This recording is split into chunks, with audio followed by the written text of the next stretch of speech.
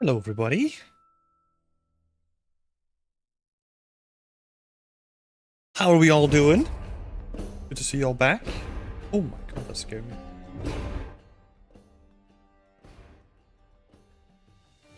Hi, the apples. Good to see you back. Hope everyone is having a nice day. I just came back from a nice long walk to start off the day, so feeling pretty good. Weather here in Berlin is pretty toasty though, so yeah, I hope I don't get sunburned.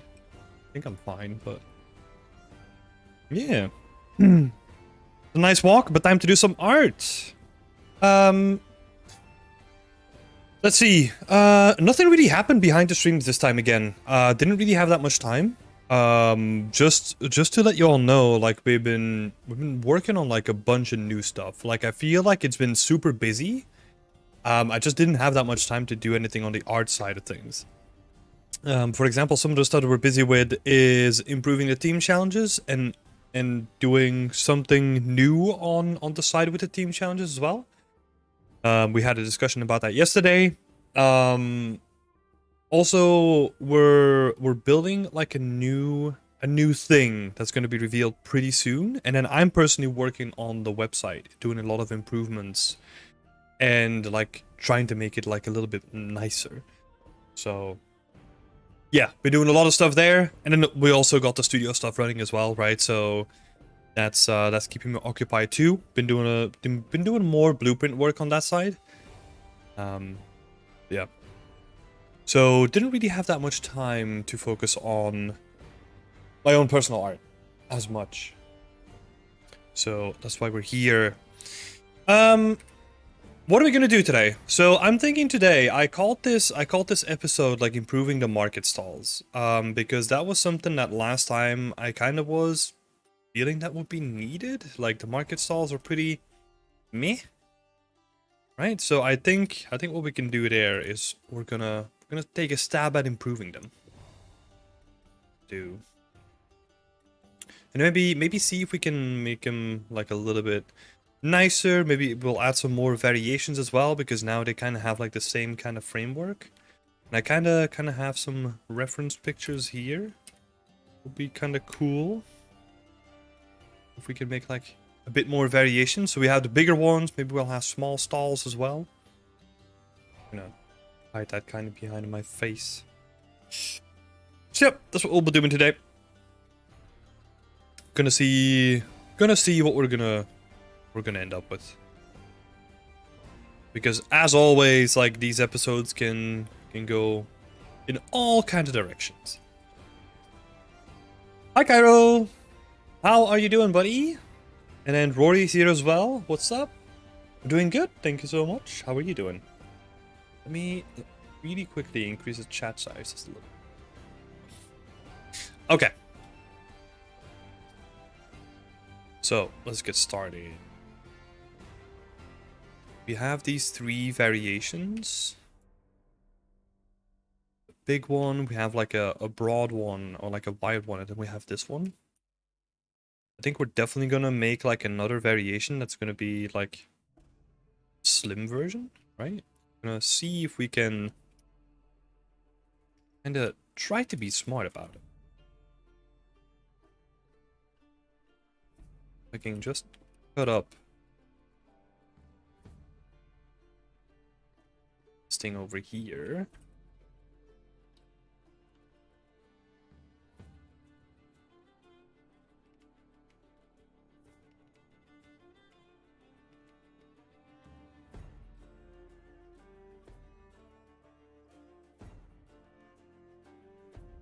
And yeah, for people that are new, feel free to ask any questions, anything that comes up. Feel free to ask away.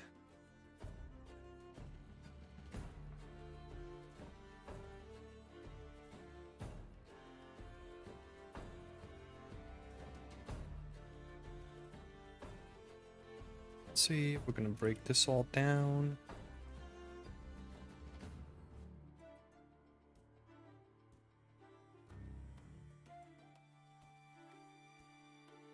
Right, and then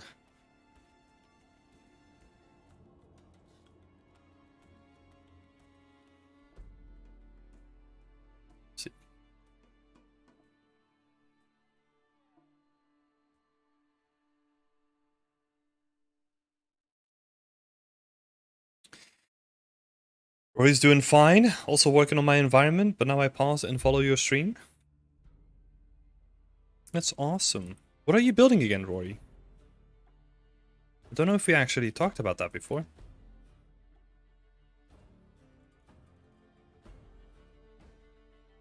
So what is happening? We move it up here. It would be nice if we can make them a little bit more different.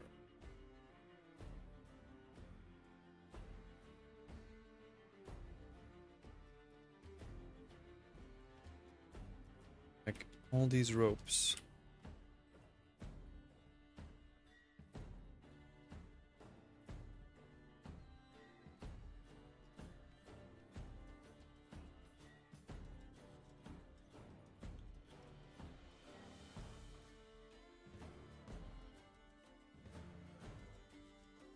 I think... Man, I'm doing so much blueprint work that Blender feels awkward to me now. So annoying how quickly, like... you forget about stuff and how to manipulate simple stuff in Blender. Well, like in any program, right?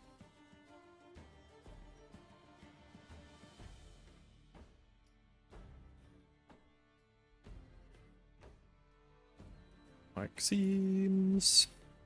I think I wanna make like a little bit of a divider here as well. Or like a little bit of an edge, right? I think that looks kind of interesting.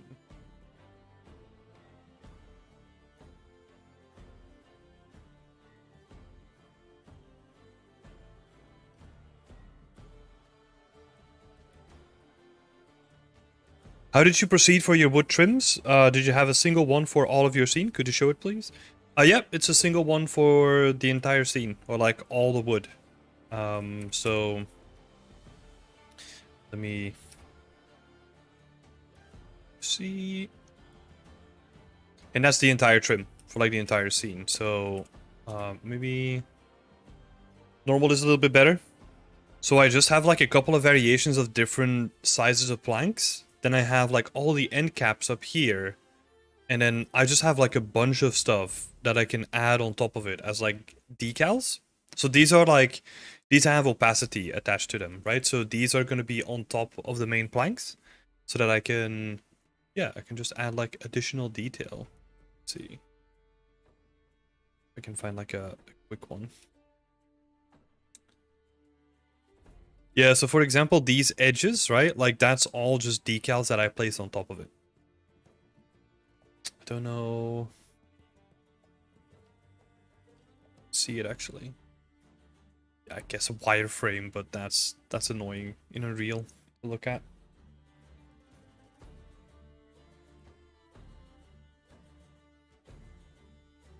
Yeah, so it's like yeah, for everything in the scene that's wood, right? And there's a lot of it. Like I just use a single trim sheet. Apart from some of these tileables, right? Like that's just a tileable. But like all the main pieces of wood, like all the doors, all the walls, all the frameworks, like that's all just the same thing. Same for here as well, like the entire wall, apart from the bark. Because the bark is a separate tileable.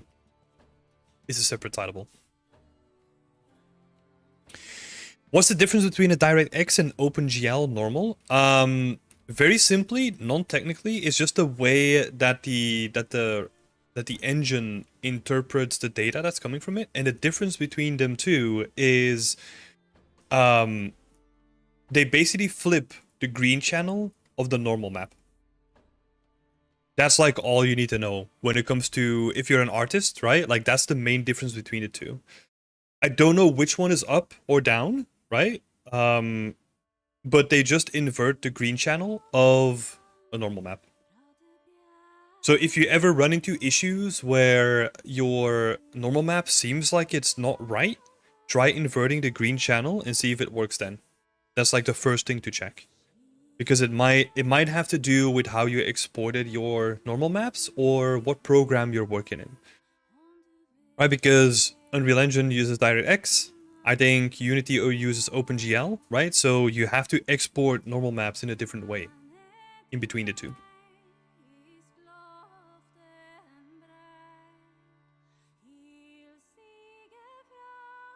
Yeah, that's the main difference between the two. It's just that the green channel of the normal map is inverted.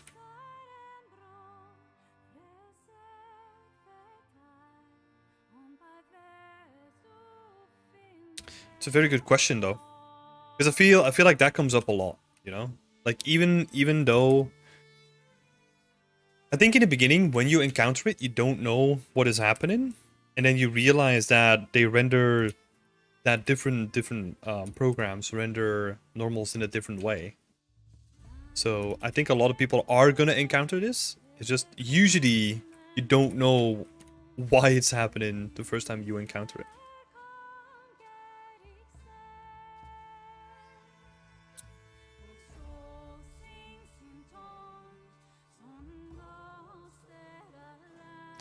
Hi Vivek!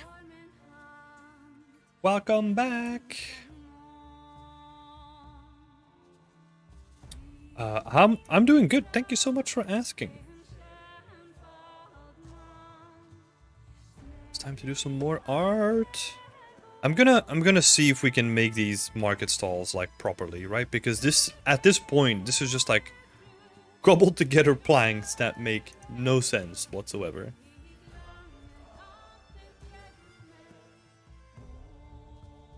Does that make sense, Ruth? Like the explanation that I gave? Feel free to ask more questions if you want to. Because I know that the technicalities can oftentimes be a burden to artists like ourselves.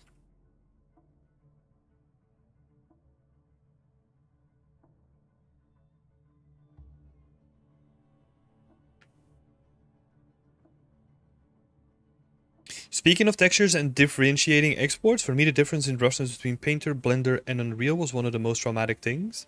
Yeah, in I don't really set them up in Blender because I honestly don't really care about how they look because I'm not gonna take screenshots in Blender anyway, right? So I focus more on Unreal Engine. But if you want to get a better comparison between Painter and Unreal, you have to make sure that your Painter is set to use a different color space, and I think it's called the Aces color space. With newer versions, like it's super easy to switch it. Like I think there's a drop down button somewhere where you can switch it to like a different color space. In older versions, you have to actually download a file that you can then install as like a color space, and that's gonna give you like more accurate results compared to the two, or like between the two, I should say. But yeah, that's it's a bunch of these little pitfalls, you know, when you're making stuff. Like it's just like why does this look so different? And that's one of the reasons why.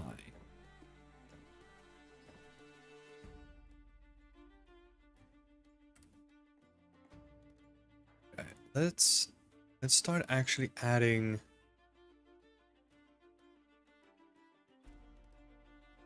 some logic into the framework.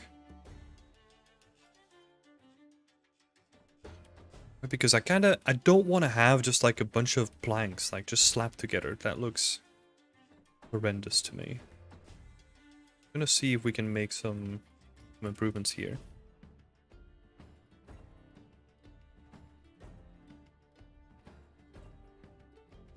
And we'll do the same pass on like the other market stalls as well today, I think.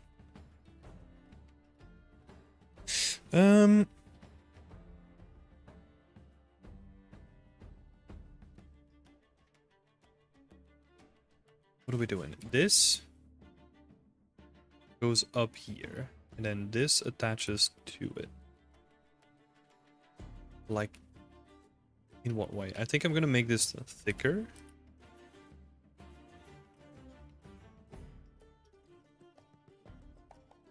Then I'm gonna make an extrusion here. Maybe we let it continue all the way through.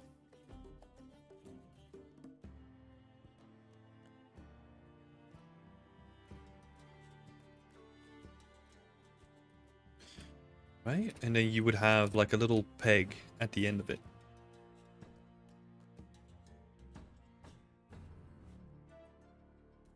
Let's see.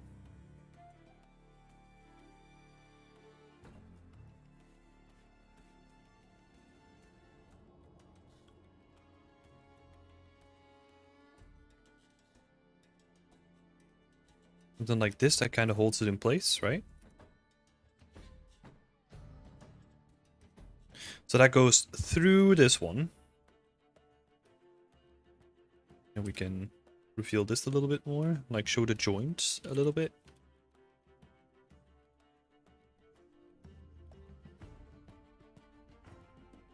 What's happening here? Oh, that's the end of this one, right? Yeah, so we're gonna have to put this one lower, and then have it do the same thing, but in the opposite direction.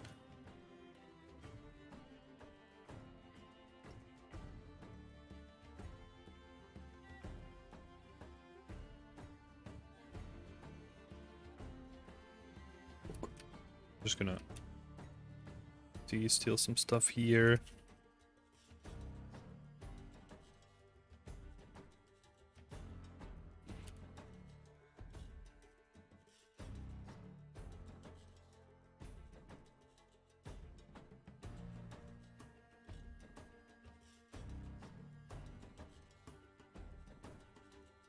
Don't really care about like how precise we're gonna get at this point, right? Also ignoring all the UVs as well, because that will be pretty easy to solve in the end. To help us with that, we could even kind of put it to this, right?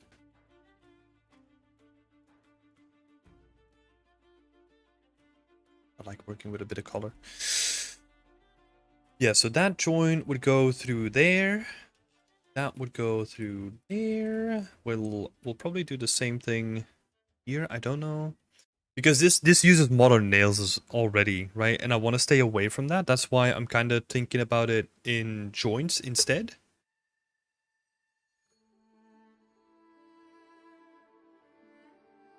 Everything is kind of built up in this kind of system.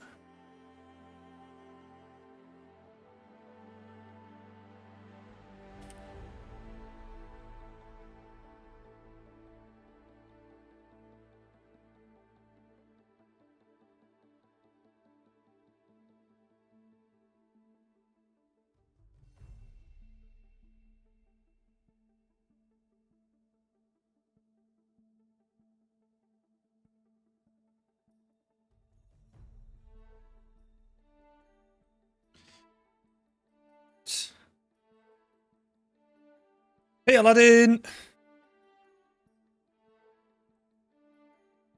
Good to see you here. How are you doing?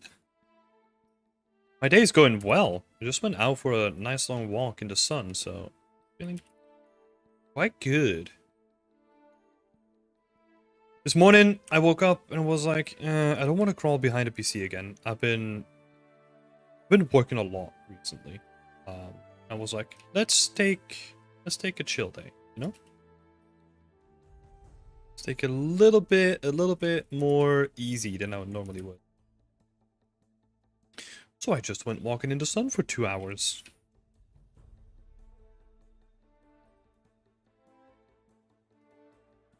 But how was your day going? Hope you're having a good one as well.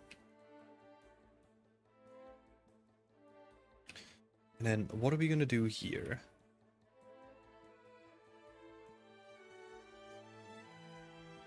Because I think sometimes what they do is they cut this in half. So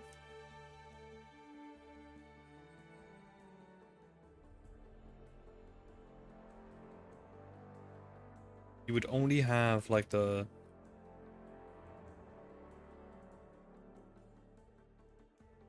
one edge here. And then that one edge would also cut out from this side.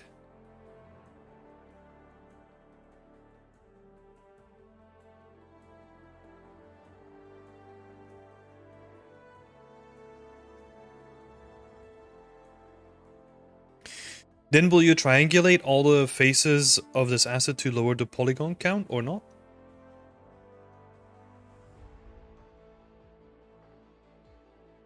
Wait, what? To lower the polygon count? No, you don't need to do that. The engine usually does that in the background anyway. Like when it renders stuff, it will automatically triangulate like a bunch of stuff. So we don't need to do that anyway. I feel that that's like an outdated practice, or it needs to be done in like very specific use cases. But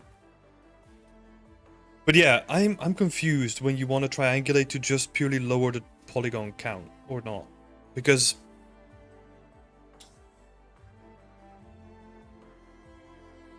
that doesn't affect it, right? Like you're just subdividing like the polygons into triangles instead. So you're not really changing the polygon count. Am I just wrong in that? I mean, I've never thought about it in this specific way.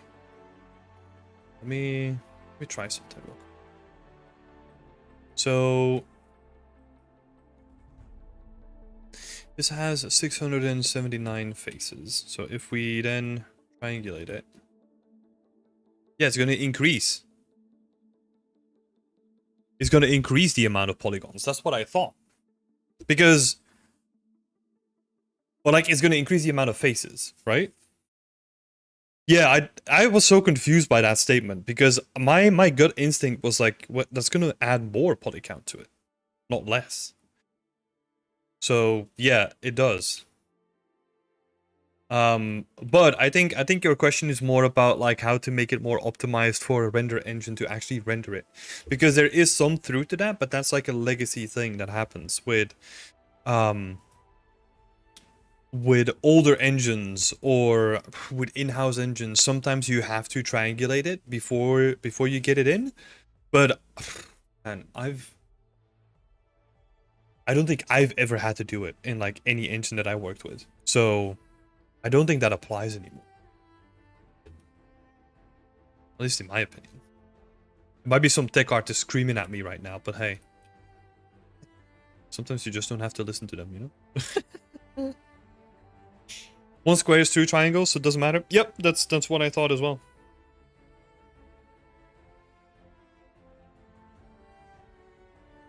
Engine triangulates anyway, so it's ease what so it is what it is. Yeah, exactly. Exactly. Like a lot of engines will do that automatically, right? To just make it more performant now. But it's like a back end thing, right? Because it would be an annoyance if you don't do it automatically. You know, like if every prop is gonna be triangulated anyway, then it might as well be like an automatic thing instead. Or like a background thing.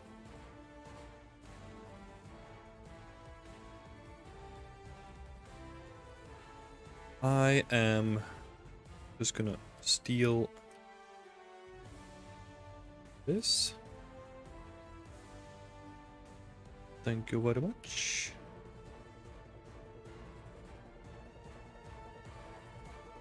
They always do that, exactly.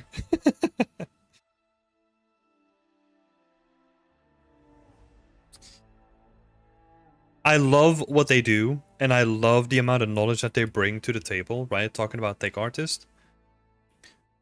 But sometimes you just have to ignore them.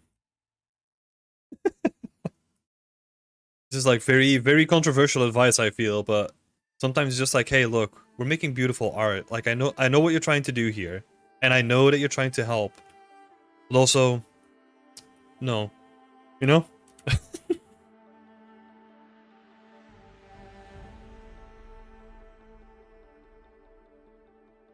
But it's a give and take, right? Like, because they do that in the same manner to us as well. Where it's like, hey, you're making pretty art, but this pretty art is tanking the performance of the entire game, so your pretty art is gonna change up. It's like, yeah, okay, I get it. It's a give and take.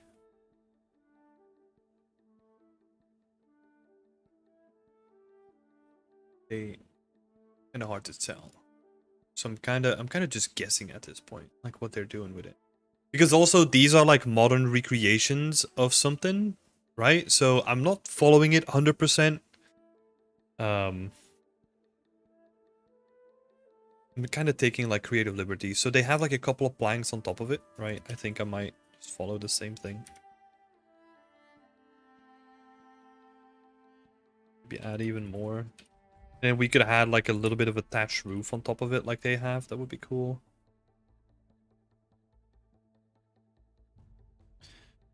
That looks kind of interesting as well.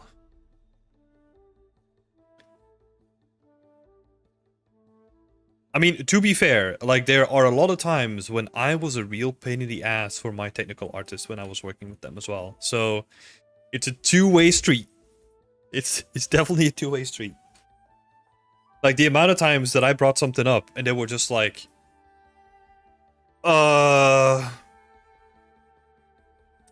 yeah, I think we can do that. Just like, cool.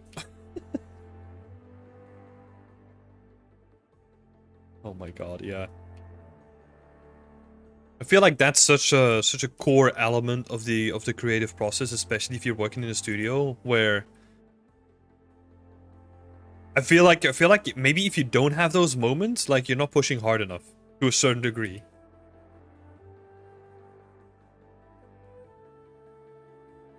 Because that's how you push the limits, right? That's how you do new stuff.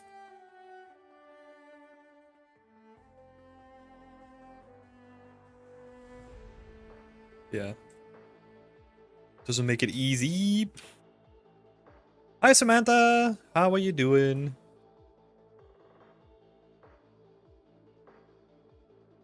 No, not quick pipe. That's not what I want to do.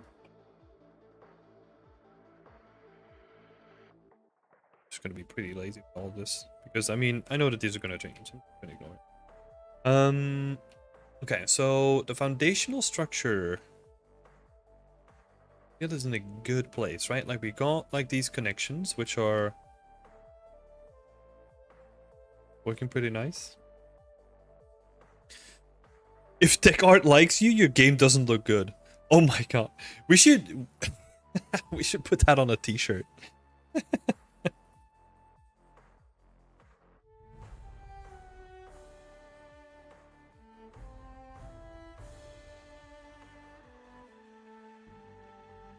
Oh my god. But come on, Kyra, you're not gonna tell me that you haven't had the same disputes with your technical artists as well. Come on. You're not gonna do me like that. So you would be lying.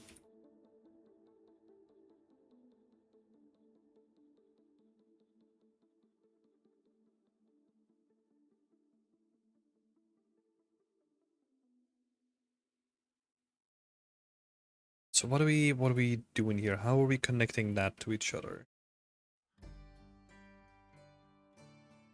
Yeah, because that's every day. Exactly. Okay, we're gonna do a little bit of a change here. I don't want to do that necessarily. What I'm gonna do instead is kind of follow the reference again.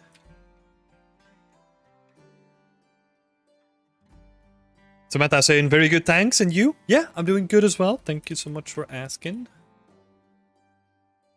Working on some market stalls, hoping that we can get some logic in here, you know, because they kind of look pretty jank at this point. So I think it would be good to kind of focus on the market. Get those stalls looking nice. Lunchtime! Enjoy lunch!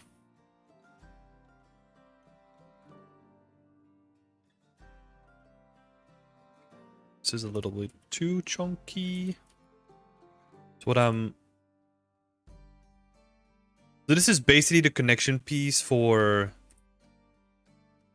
the frame itself, or like for this section, right? So you would have like nails going down this way, then also nails going down this way.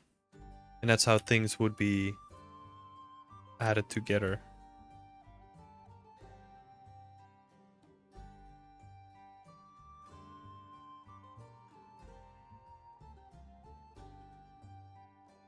Let's see.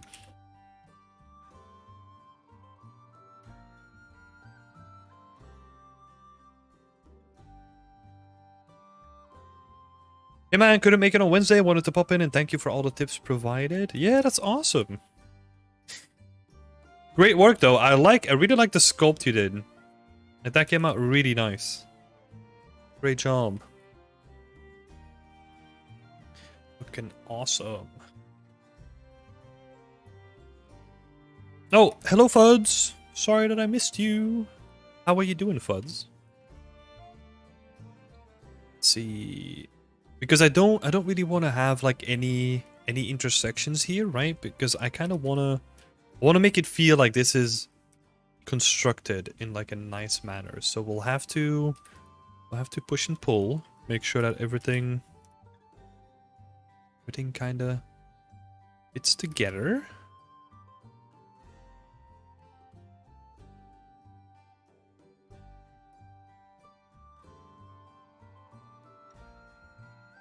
And where okay, this is interesting. Where do these attach then?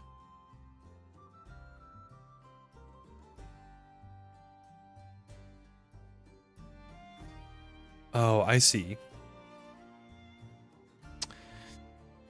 Yeah, so you would have the bottom supports, then the planks that are going to be laying on that support, and then you have the top of the frame again. Okay, so that's how we're going to build it up.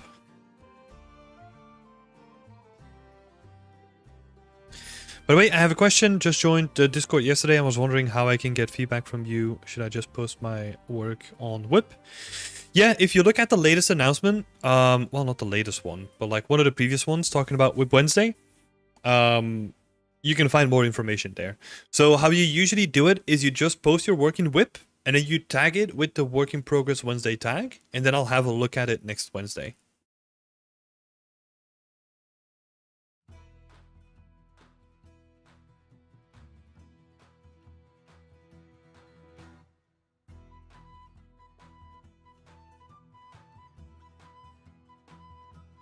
I'm assuming the dream sheet has the normals beveled, so no need to do a bevel on the mesh, right? Yep, exactly.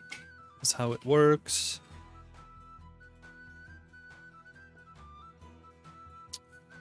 So yeah, what are we doing here? So we're setting up these planks, right?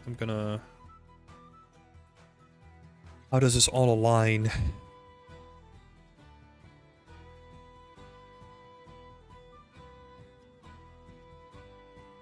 This is almost like real-life carpentry, right? Like, I'm not doing it with my hands, but I'm definitely doing it in 3D. Where's your Discord server link? You can find it on the website. So, if you go to the website in the description, you can become a member there. So...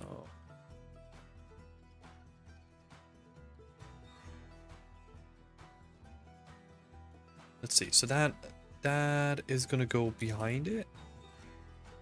We'll move this up a little bit.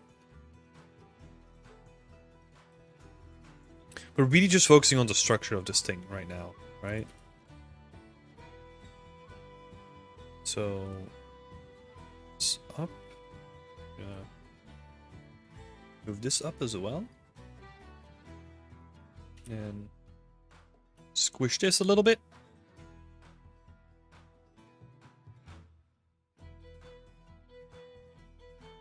And we might honestly do just the same thing here. But because now it's weird that this like overlaps, or maybe do it like this.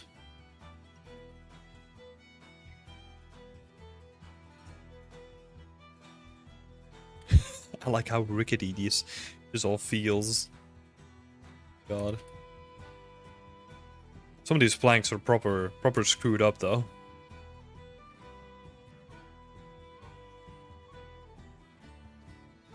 And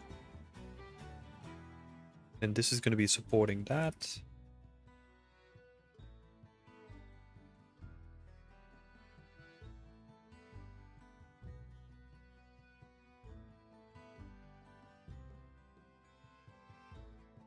Right, so how does this work? And we're missing... Blender's looking good. Yeah, it is. Blender's fun to work in. I mean, I don't know why, but it seems like it's like a hot topic to discuss Blender for the longest time. But I feel when I moved over to Blender, definitely like a switching up period, right? For sure. Took me like a couple of weeks to get switched up. But once I did, like, I don't know, I really felt like I was being creative again, which is a feeling that I never really had when I was modeling in another program. And I also can't really explain it further than that, you know, but that's what I felt. It's like, I don't know, once I got used to the whole thing, it kind of felt like really fluid.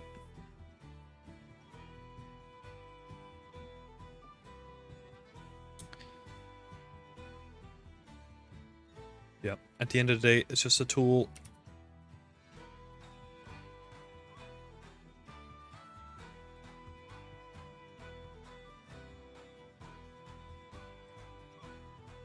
Hello, Damian, how are you doing? Good to see you back.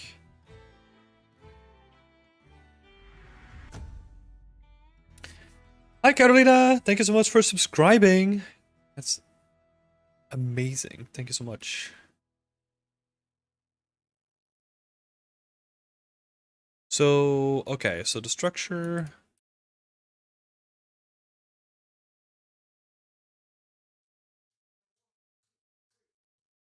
So, and then I don't think we need this thing. And these two are gonna connect to the main pillars.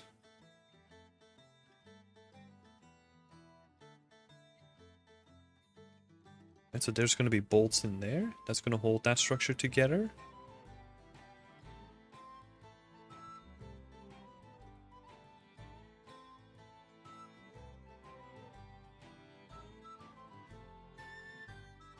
I'm working on my new project. It's an outpost environment in Maya, and I gotta say, Maya is getting boring for me. So, like, the main thing why I also like Blender, right? And I'll talk about the good things about Maya as well, is out of the box, it's really easy to get something looking nice in Blender, where you can get stuff looking really good in Maya, but it's more difficult.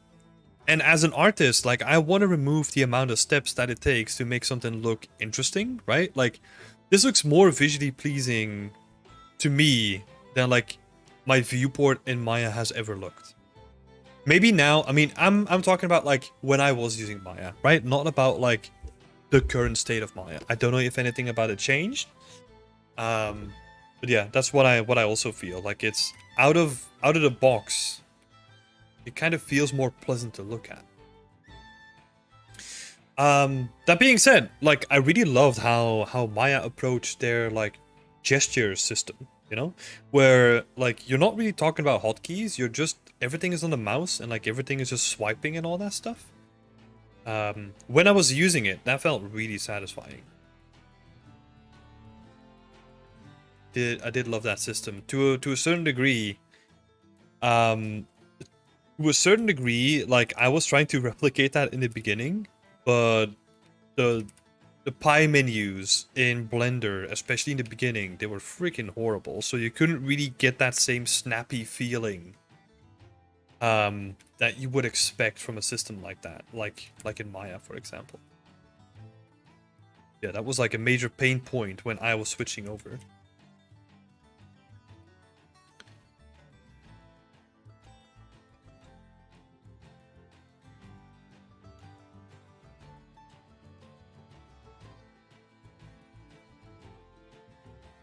Never liked Maya's UI. Oh man, we should do like a tier list of like we should do like a tier list of like modeling packages and their UI. Oh my god. No, don't do that.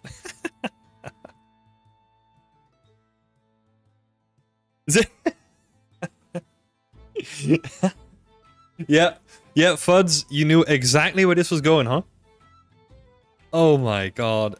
ZBrush is such a powerful program, but oh my god, the fucking interface on that thing is freaking horrible. Oh, it's disgusting.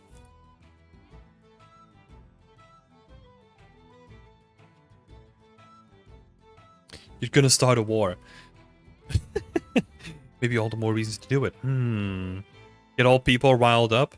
I think if you really want to make people angry, the only, well, not angry, but like riled up, right? Like the only thing you need to do is just put Blender at the top and people are going to be outraged no matter what. Don't know why, but yeah.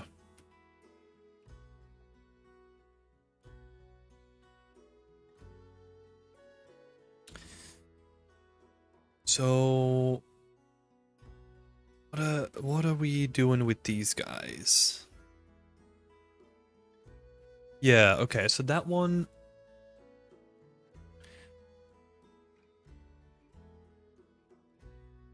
Let's see.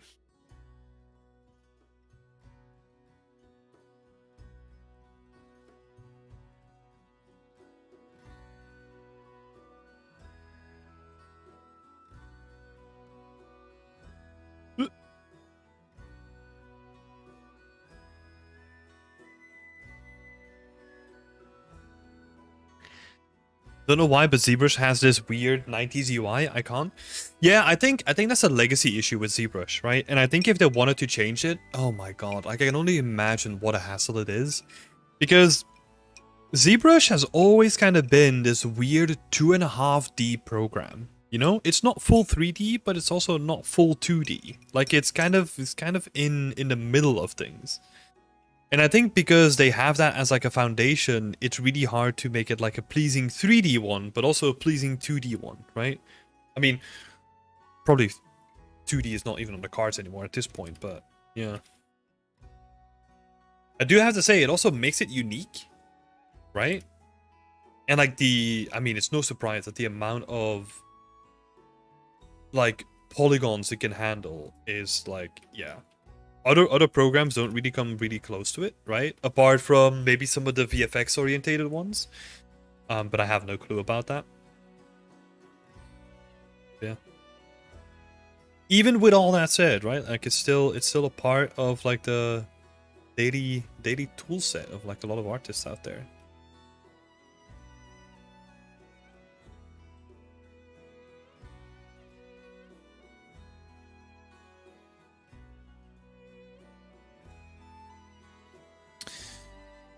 To help someone with their final exam. Good luck. Oh, there's like another section down here as well.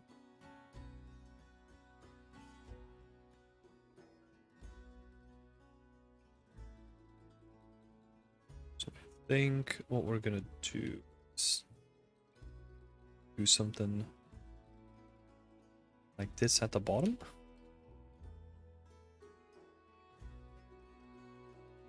A bit higher.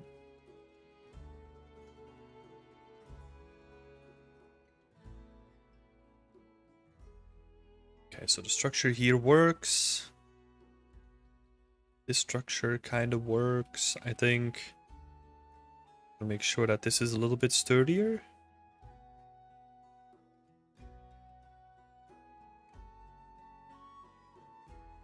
I think what we're gonna do next is just like a little bit of cleanup, right? Like just making the geometry look nice, maybe adding some variation or like some additional geo where needed.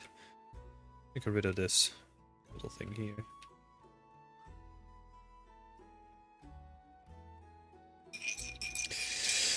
Blender and Unreal Engine 5 have a really nice UI. Everything just works. At least for me. Oh my god, yeah, but don't even get me started about like the whole modeling tools UI, because that UI is horrendous in Unreal Engine 5.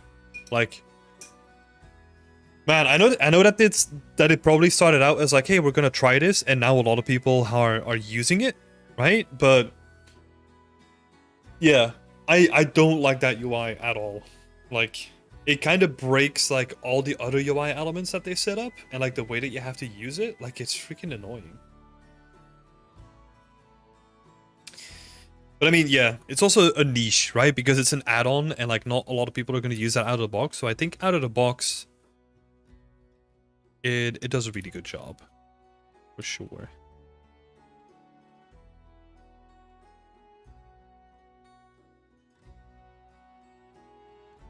Oh, Damian is doing great. Doing environment art and level design on the job. That's awesome. A little bit of both. It's nice. It's always good when you can branch out a little bit because that's gonna teach you so much.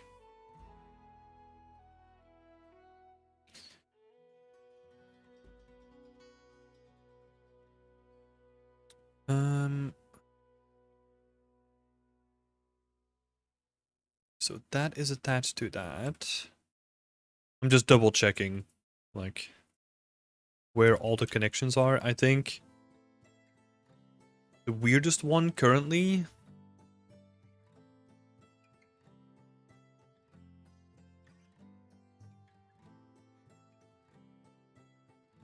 are probably these like little pegs. Right, because they only connect to those two pieces. Hi Punky, thank you so much for subscribing. So like, yeah, these only connect to like the side bits, right? But they don't connect to anything else. So technically this entire thing could just be disassembled. Or like you can just take this entire thing off. Because it's not attached to anything. So we'll need to figure that out.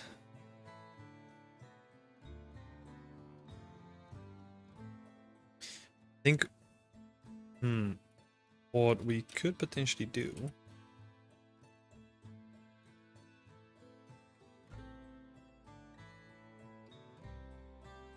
Hello, hello! Saw a few interviews earlier and now noticed that the stream on as well. Hey, welcome to the stream! Yeah! Yeah, we also just released like a new workshop as well with Nina Kloss, who talks about like making technical art portfolios. So that would be a good one to check out like after the stream if you're interested in that. Not only for you, Ponke, but also for other people in the chat as well. Because that has been in early access for a bit, and now it's available to everyone.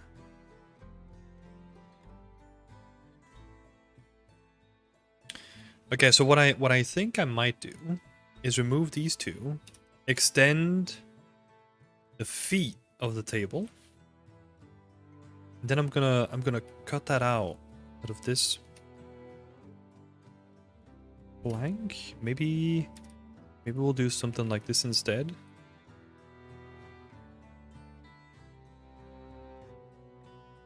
So if we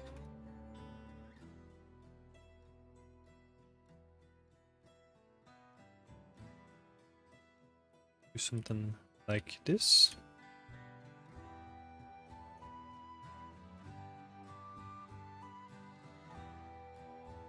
Right, so they cut a little section out of the plank, and then now we can connect these pieces to like the main frame, and then the rest of it's gonna be attached to it as well.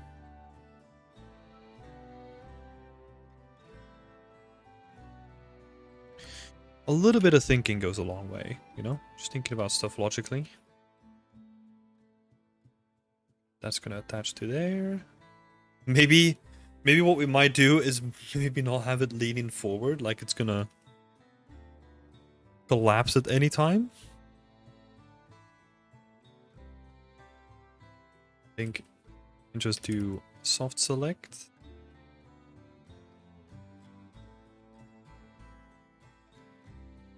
Oh wait, make sure that it's not connected only. Yeah. Quick fix.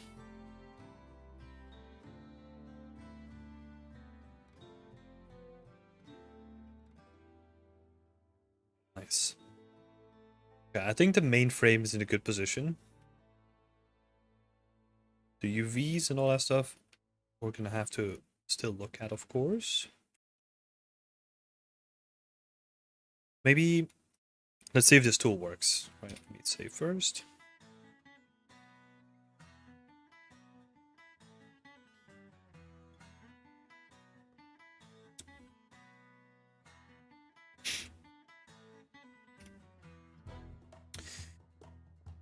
What are we gonna do here? So I wanna try the trim sheet tool, right? So I'm probably gonna start with just like doing a normal UV first, and then Hotspot mapping? It screwed up like a whole bunch of islands again. Let me see. Oh, but there's like wrong UVs here as well. Where are they coming from?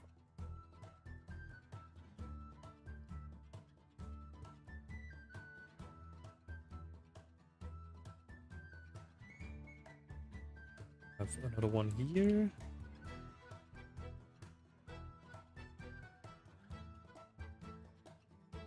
Is NUV turning out to be good? I like it, but the hotspot mapping, like the feature that I bought it for, like it's kind of weird how it works. Like it's very, very unstable and unpredictable, at least in my cases. So, I don't know. Like, if people were looking for like a tool that does specifically that, this is probably not the one. But like it has like a bunch of other features, right? That are really good. But from my testing, like it's kind of unpredictable.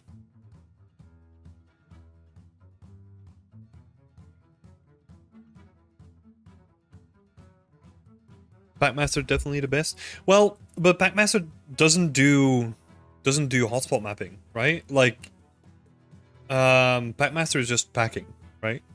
So that's like something different. Like hotspot mapping would be where it automatically lays out based on your trims and how you define your trims, right? So it would like automatically put like islands in place where you want them to be, basically. So it does like the bulk of trim sheets for you. So I'll give like a visual example, right? So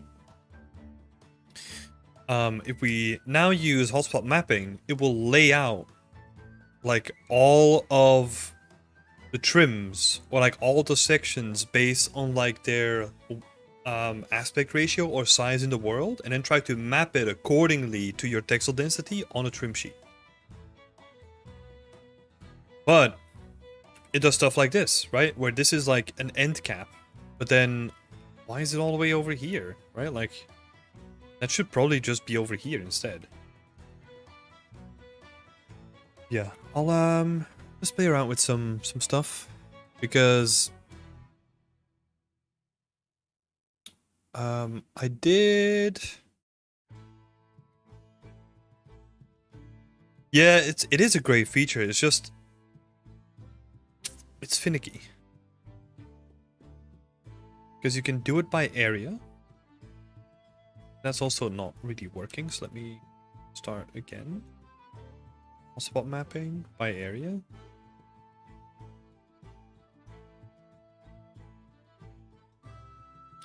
First of all, what's my textile density?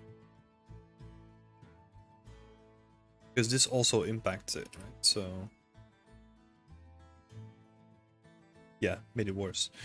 And then I could go in and like scale it up here, right? So to get something where it actually better matches, which is really handy. But then it still does stuff where it's like, oh, this is still like an end piece. What? Why is that a thing? So it is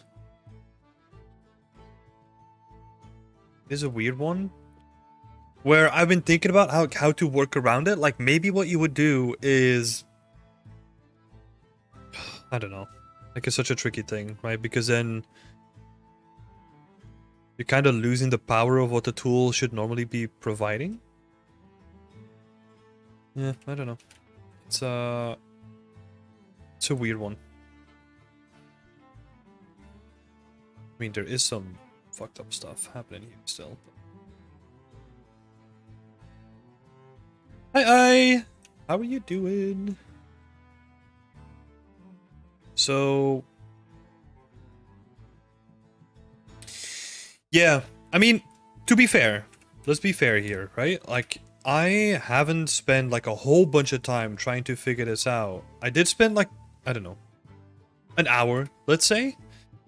But I feel like, yeah, at this point, I don't know if it's a tool issue or if it's my my issue, right? Like if I'm not using the tool correctly, but from what I could tell and how they were using it, that's kind of their intent.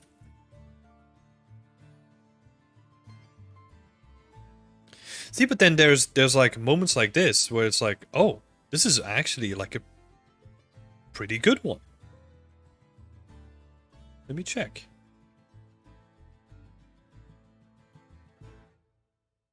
Yeah. Yeah, so this one is really good. Like it mapped the ends to the ends and then the other stuff to the other stuff, right? But like I didn't change anything to the settings. So it's like I'm not even sure what happened just now. You know? Like it's kind of hard to determine. Maybe it was because there were still some like fucked up regions in the UVs, right? That might also be the thing, but I'm not sure. Anyway, just gonna ignore that. Like this is a decent UV. Cool. It's freaking hot in here, so I locked myself in my home, watching you and updating my PC drivers. Oh, great. Lovely.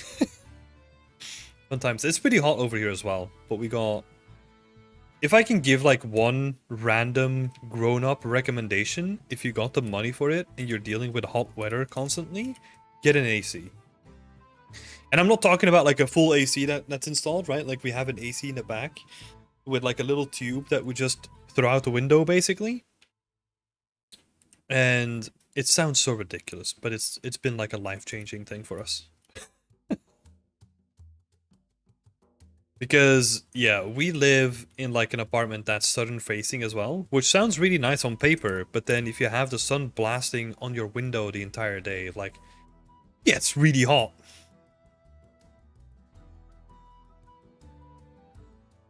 Oh, you have? That's awesome! It's working now. That's awesome.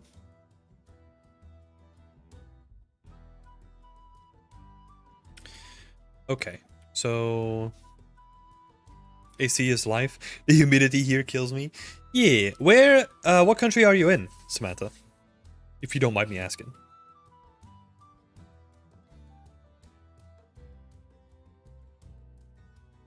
Netherlands. Yep. Nope. I'm originally from Belgium, so yeah, I know the humidity struggles.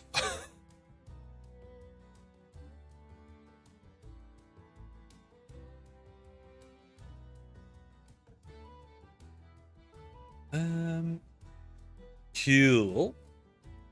It's a nightmare. I mean, Germany is not that different when it comes to the humidity, right? Like, the most annoying thing is when we get like really hot weather, right? And this probably applies to like the main continent of Europe, right? Is that you get really hot weather, and then because that adds, I think, so much pressure to the atmosphere. After that, you get like rain or like a storm or something like that, right? But that storm doesn't last long enough to get rid of like all the hot air, so it just becomes humid. So it's like this cocktail of like, just sticky weather. Don't like it. Look at us chatting about our first world problems. Oh my god.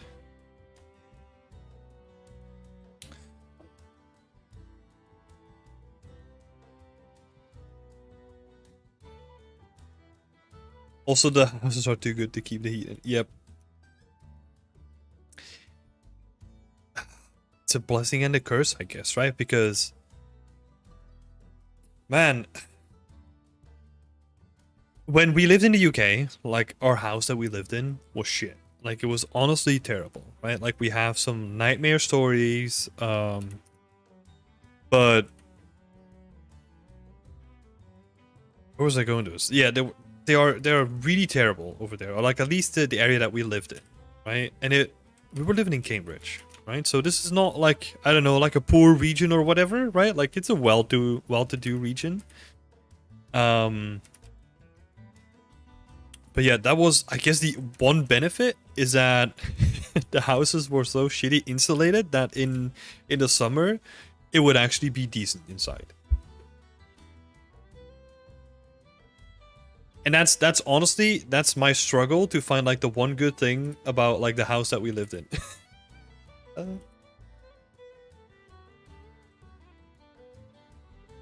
Or like the apartment that we live in. Yeah, we always talk about the weather.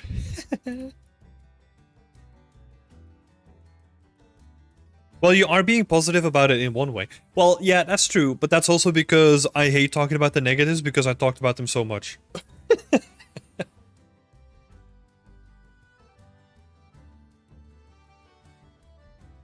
It's just, yeah, oh my god, the stuff that we had to had to go through. Annoying. But it also, like, yeah, again, like, if we want to turn it on a positive, like, because we got kicked out in the end, right? So we got kicked out by our landlord in the end. And then we were just like, cool, let's try something else, you know? And then I landed a job in Berlin, Germany, and then we moved. So yeah, without all that shit happening to us, pardon the language, is we wouldn't be here, right? So there's always something that you can take away from it.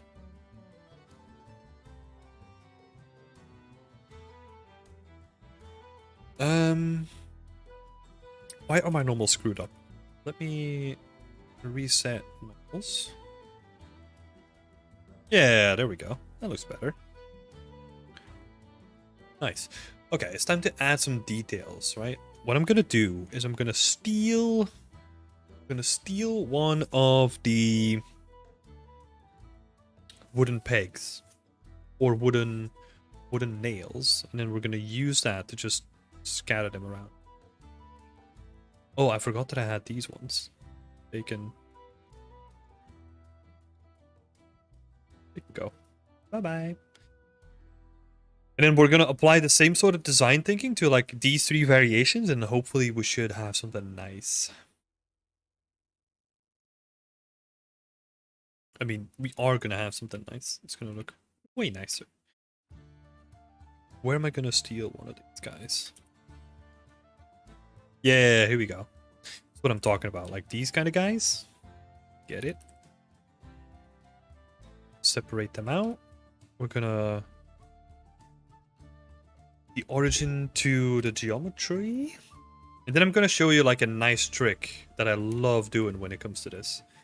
So I'm gonna make sure that this sticks out like a little bit. I kind of want to make this flat. And then I want to make sure that the pivot point is slightly underneath this plane, right? Because we want to be able to see that decal at all times. And then what I'm gonna do, let's see if it's been a while. So I'm gonna turn my snapping on, and I'm gonna say phase project, and then align rotation to target. I'm gonna see. And then now what I can do is I can just snap this onto my object, and it will snap to like any rotation of the face that I'm like trying to snap to. So I can just snap it to here, right? And this is like a really quick way where I can just be like, okay, where do I want my nails to be? So for example, on this section, I know that I need like nails here and here, here, here, and do that on the other side as well. Right? You can see that this is like a really quick way of just adding them to it. Stuff over here as well. And then I'll tweak these, right? Because some of them have like the wrong rotation to them. But I just want to get them all added. Same here, because that's going to go inside of that as well.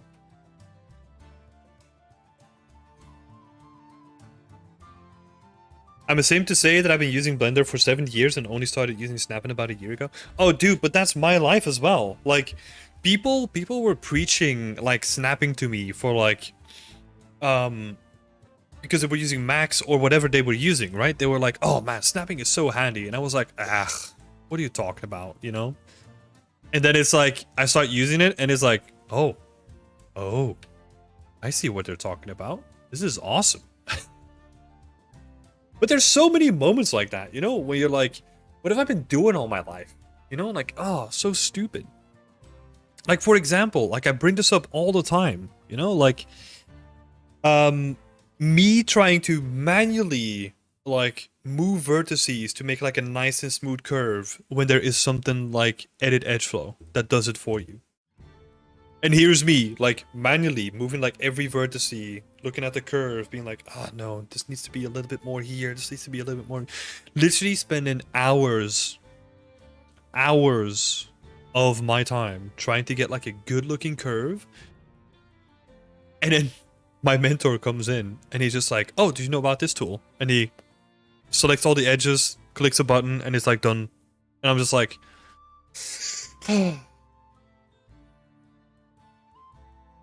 And those are the days where I think what I did then, I was just like, I'm gonna take a nerdy day. You know, I'm just gonna go home. I need to just not think about this for a while. Oh my god. But hey, that's where you learn. As uncomfortable as it all is. God.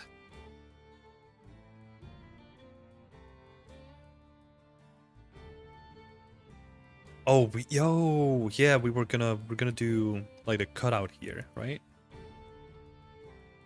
Yeah, so I wanna set that up. So this is gonna be cut out of this plank. Right, so that's gonna align here. Let's see. Sorry, Andrea, for skipping your question. What was UK life like compared to Germany? Oh God. That's always a difficult question, right? Because I feel like there's so many aspects to that question. Because there's parts of us that if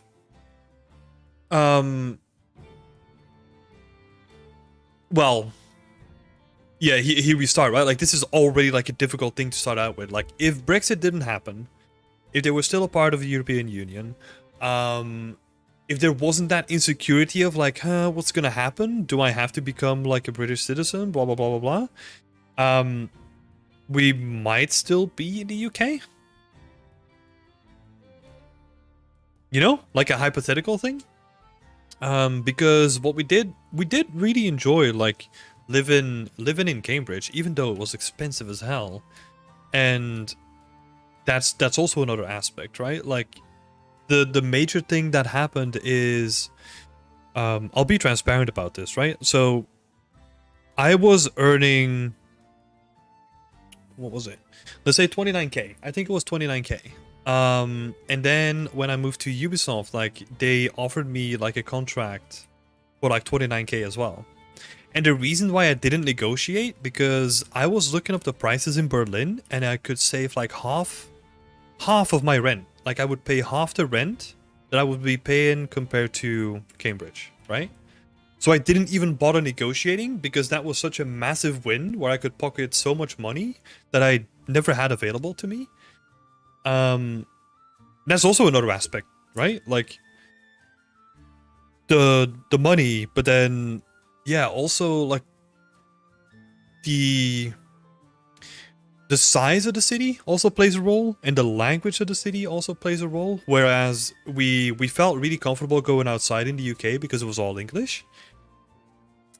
We don't really have that same feeling here, even though we live in Berlin and it's like the capital city, and there is a decent amount of like English speaking stuff here, right? But there's still a lot of like purely German stuff, especially when it comes to the bureaucracy, right? Like where you have to interact with government.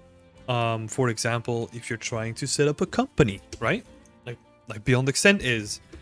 Having to do all of that in German like scares the hell out of me. So that's why if we're looking at Beyond Extent now, like it's technically, man, this is such a tricky one. Like it's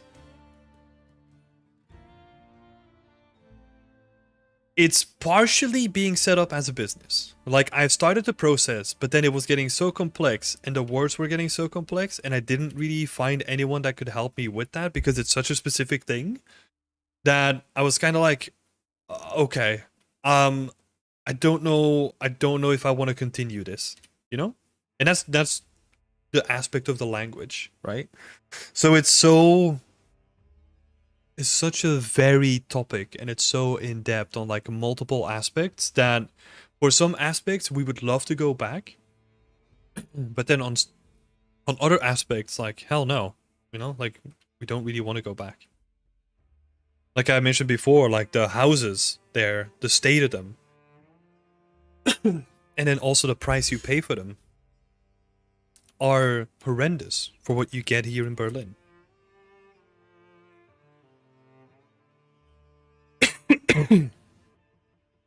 Oh, sorry, I muted the wrong button. Sorry, I was trying to mute my cough. 29k in London is tough. Yeah, and what's the thing that they say about Cambridge? Like London prices, but I don't know what the saying is, but it's definitely London prices because you do pay a lot. I think the ranking is London, Brighton, Cambridge for like most expensive places to live in the UK, I think. Or at least when we were there, right? But we made it work. Right? Like and also if I was to continue on, like I could potentially have earned more and all that stuff, right? So the money factor becomes less over time. But still at that point, like it was like, hey, we want to do other stuff than just work and live in a different country, right? Because we did a whole bunch of working but not a lot of living because we didn't have like the money left over to do so, really. And yeah, we didn't spend a lot of money. Like we would just save it up and then hopefully go to like London for a weekend. That was basically like the stuff that we did. I mean, and also going out for a drink like after work or something like that on a Friday, but we didn't really spend that much on that.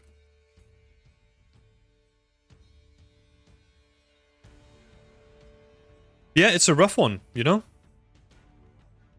Like, and to me, what was also important was just like, hey, I didn't. This is from a personal anecdote, right? Like the whole Brexit thing.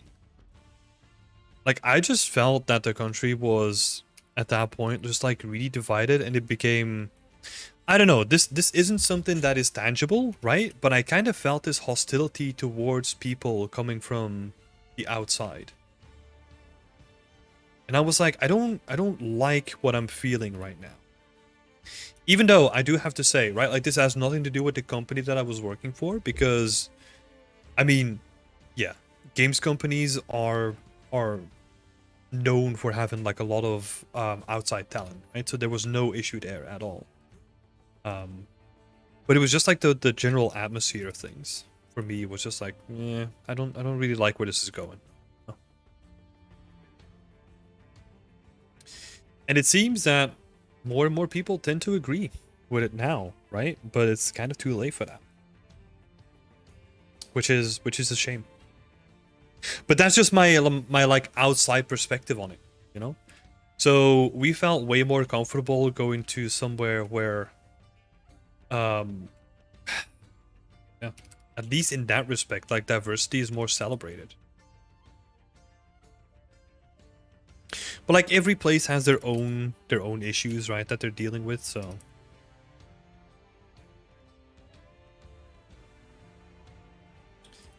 I don't know. Let's say in the whole in the whole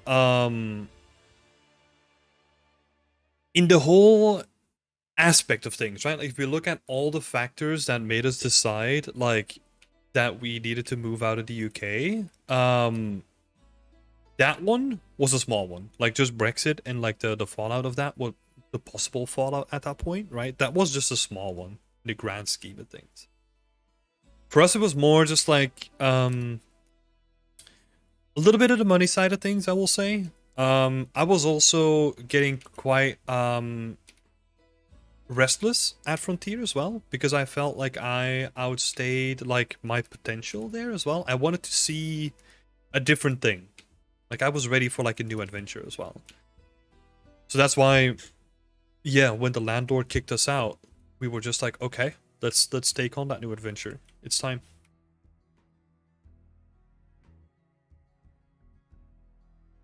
Yeah, sorry for the long-winded answer there, Andrea.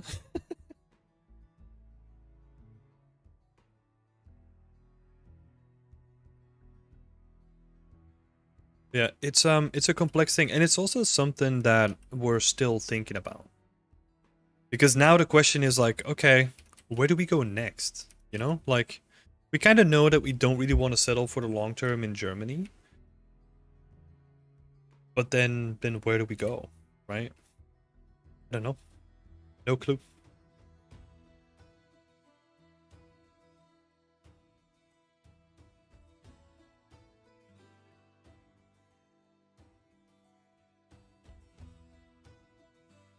It's okay. It gives me a really good insight to what things are like for someone. Yeah, I think I found it really interesting. Like just the whole experience on going onto an adventure, right? Because you go through like stages. There's a thing called, especially in the beginning, the honeymoon stage, right? When like you see it as an adventure and it's like, oh, everything's so cool, everything's so nice because everything is new. And then you kind of get settled, right? Like you just start doing your normal thing. And it just becomes like a part of the routine, even though you're doing something so completely different compared to all of your friends, for example. Like, it's weird how quick some of it becomes normal, or like normalized.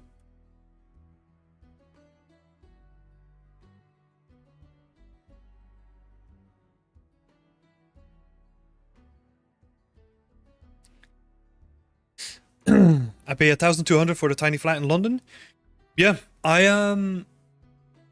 what did we pay? 1,100 for like I mean, it was a decent flat, you know, like it just in terms of size, right? I think the annoyance there was that it was like a quick fixer-upper, so like it was basically falling apart. A quick little insight, like actually the roof of our neighbors underneath us collapsed because we had a leak that wasn't resolved, even though we kept hammering the landlord about it. Their ceiling of their bathroom collapsed because of us, basically. I had a friend who interned at Ninja Theory last year, paid 1.5 for a studio. Yeah, I can see that because we're talking about like 7 years ago, right? Like 1.5 for a studio? Oh god, yeah. Man, that's nuts. That is crazy. Because we do currently have like an expensive apartment, right? But it's still way under what we would have paid like in Cambridge. Plus, we are the first tenants, and this is like a newly built apartment with like all the latest stuff in it. Right? So in Cambridge we were living like I had the same setup, right? But like the window, like I have a window to my left here. But like there was a window to my right where I had my desk in Cambridge. And I kid you not, like you could feel the wind coming in with the windows closed. Like it was just a shitty apartment.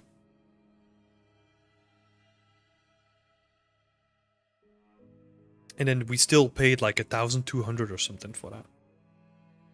Without council tax, right? Because the council tax is also a sneaky thing that they add on top of it. That was like another 204 or something like that. Or like 140 a month. I don't know.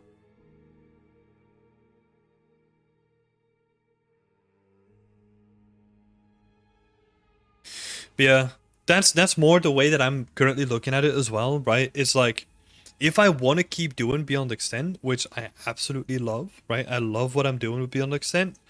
If we're gonna move to some place, like I'm not gonna put like additional pressure on myself to make like way more money just because I want to live in like a place that is not really gonna add that much benefit for me, you know? Like let's say if we were to move to London, like I would probably have to, man, I don't know, like double or triple the income that I'm getting now, right? For what? just so that I can pay for like 4 walls and windows? Like, yeah, it feels ridiculous to me at this point. Especially when it's your own choice, right? When you can have the choice to do something different. Oh, but you loves you too, Tim? Oh, that's awesome. Damn, life is so expensive. Yeah, it kind of is, but I mean, I don't want to be like a Debbie Downer about all this, right? Like, um, especially like the expenses that we have here and like the job that they gave me, because I talked about like when I started at Berlin, right? Like they gave me like 29K. That went up like really quickly. So I got really comfortable with like the wage that I had at a certain point. I was like, cool. Like I don't have to worry about anything anymore. Move to Middlesbrough, like 500 quid for a studio apartment. What are you trying to convince us?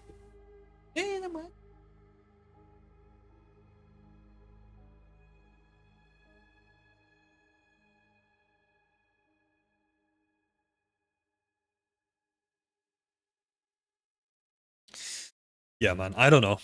I don't know where we're gonna go next. No clue. Talking about what to do next. What am I doing here? What do I still need to do? I wanna break up some of these edges.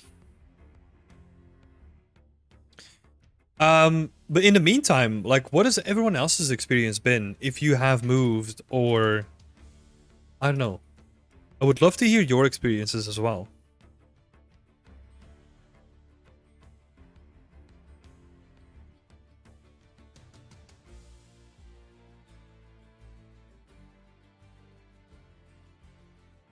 Christian is talking about Italy. I think someone else was talking about Portugal. Where did I read that? Oh yeah, Roy. Why I'm moving to Portugal. Parents are from London. Hell yeah.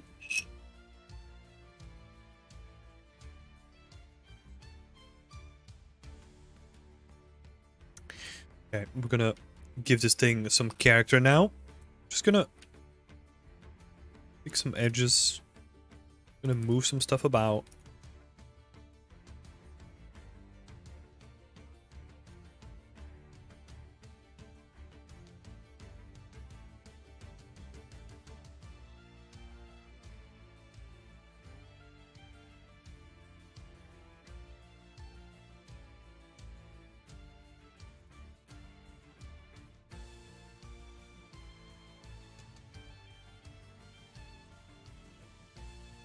We wanna add one of these guys in here.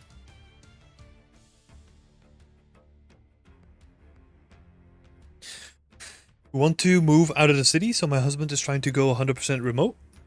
That's what's up for us right now. Yeah, makes sense. It's kind of the move that I'm making as well, right? Like being independent of where you are and just go like full remote. That's kind of what was really attractive for me as well.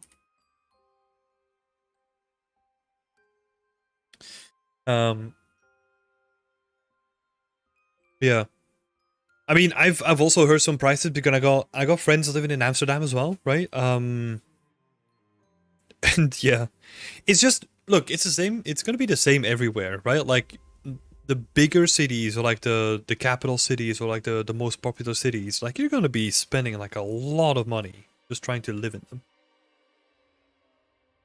Whereas if you're comfortable with it, like the same thing that David was bringing up as well, right? Like if you're comfortable living, I don't know where Middlesbrough is, but like somewhere outside of a main city, right? Like you can make it really affordable for yourself. Especially like Samantha's saying, right? Like when you have the option to work remote.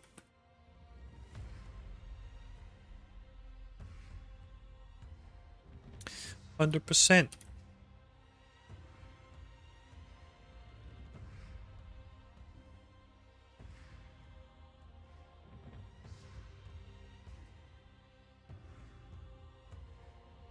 We are lucky we bought our house in Amsterdam 11 years ago. Oh, Jesus. Yeah, I mean...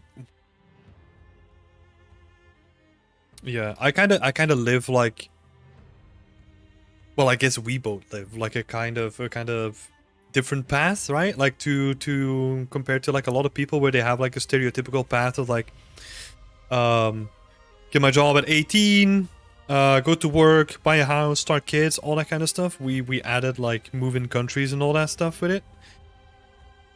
Um yeah, because buying a house, yeah, we'll have to put more effort into that.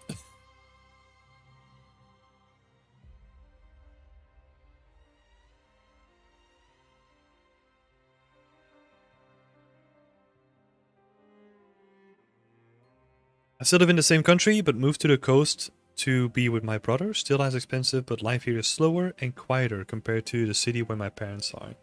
Yeah, it's a quality of life thing as well, right? Where you make that deliberate choice to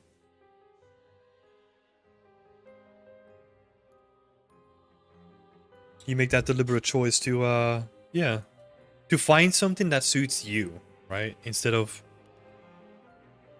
trying to stick with what you've known for your life.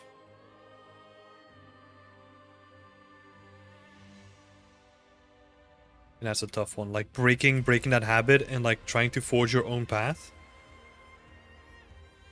That's a rough one. In a lot of people's cases.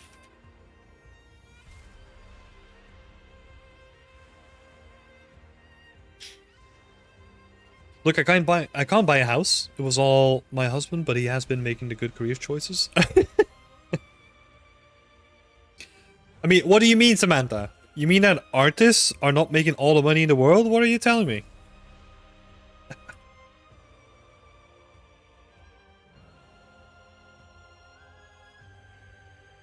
I appreciate his hard work. Now I can spend weeks wondering if my planks are good. Oh my god. So true. Um, yeah. Yeah, but that's the thing, right? Like money is only like one aspect of life, right? Like I would rather be doing something that I really enjoy and make enough money than have like all the money in the world and absolutely hate what I'm doing, right? Um I think some people are just like really lucky. For example, I mean, don't want to dig or pry, but that might be the case in your husband's, right? Where they were really fortunate that they aligned with something that also made a lot of money, right? I guess what I'm trying to say is that as an artist, if you really become an artist, like that's not the way that works out, unfortunately. I think there are options, right? Like there are more options than ever. Um and I also think that like the whole stereotype of like the broke artist is kind of overrated because the way that I look at it is like we're not pure artists, right? We are production artists. Like that's what we focus on. So we can definitely make a good living when we're working in production and going through like the whole motions and like getting promoted and all that stuff, right? This kind of goes back to what I'm saying, right? Like I was very comfortable when I was working as a senior um at Ubisoft Berlin. I was very comfortable, could save up a decent chunk of money. I was happy with where I was, right? And things were looking out that it was only going to get better. Um but I still made the choice to not continue that path and do something different, right? Um, so yeah, money is just one driving factor, right?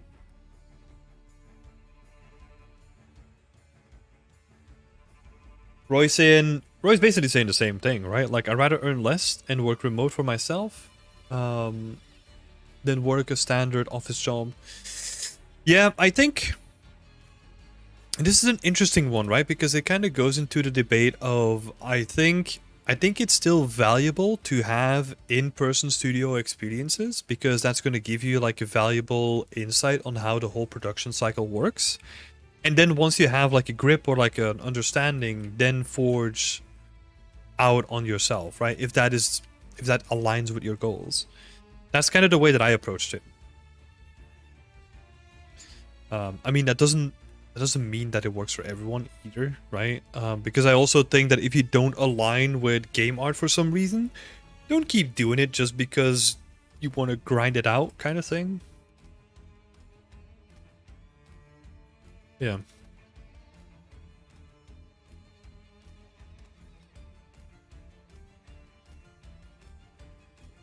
But yeah, to add more to your story as well, Samantha. Like all my friends are in a really similar position, right? I mean, for you it's your husband. For my angle, it's my friends, right? Where all my friends have houses, they have kids, or like, well, they have a house. They don't have multiple houses. Let's make that clear. But like they've had them for quite a while, right? And it's just because, yeah, they live in like an affordable non-main city area, and they have a good job, right? Where they've been since they were 18, and it's, yeah, kind of like the more stereotypical life. But yeah, that didn't work for me. You know, like I was, yeah, I was never really interested in that. Yeah. It basically comes down to everyone has their own routine, right? And it's important to find what you enjoy, what you don't. Like, make the most of it.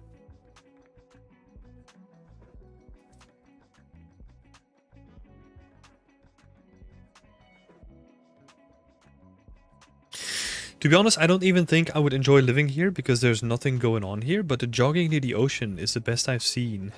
The best I've been loving it ever since so far. Yeah, like, that's also another thing, right? Like, I would also not want to live in like such a rural area that it's like hard to find something to do. I think, in my personal opinion, like it would be like a mix between the two, right? Like live on the outskirts of a big city, for example, where there's still going to be like a lot of stuff to do, but you have to travel to get there, right? So let's say you're meeting up with friends, you can still go to the big city to meet up with friends, but then it takes you like, I don't know, half an hour to 45 minutes to get home or something like that, right? And it makes the whole thing a bit more affordable, while also giving you all the options of, or like all the connections to like the big city, right? Like if there's conventions or if there's meetings or anything like that, you can still go there. That's what I'm kind of aligning to.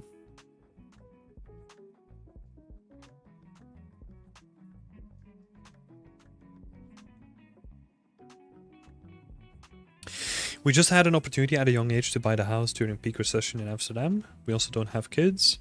And to add to the idea of chasing money, I've seen many people who work with my husband burn out and never to work in the field again. No work-life balance. That's not worth it, in my opinion. Yeah, 100% agree. Yep, 100%. So, I love, okay, let's see where we go with this, right? I love thinking about money, right? Like I'm like very financially inclined or something like that, right? I like being busy with money. But if you go too far and you focus only on the money, then that's not going to ever relate to something good. Because for example, if you're making something, right, and you only focus on the money, like people are not going to buy it because you probably outprice them, or you're just going to be so focused on the money that you're not making it good, but you want to make it sell, right? And that's not why people usually gravitate towards like a product, right? Like or like a service or whatever you're trying to think about, right? Like if you only focus on the money, then you're going to get lost in the weeds, whereas you should be focusing on like the value that you add to other people's lives, right? I mean, I'm not talking about like a stereotypical job, right? I'm talking more about like if you wanted to do like something on the side or something like that. But yeah.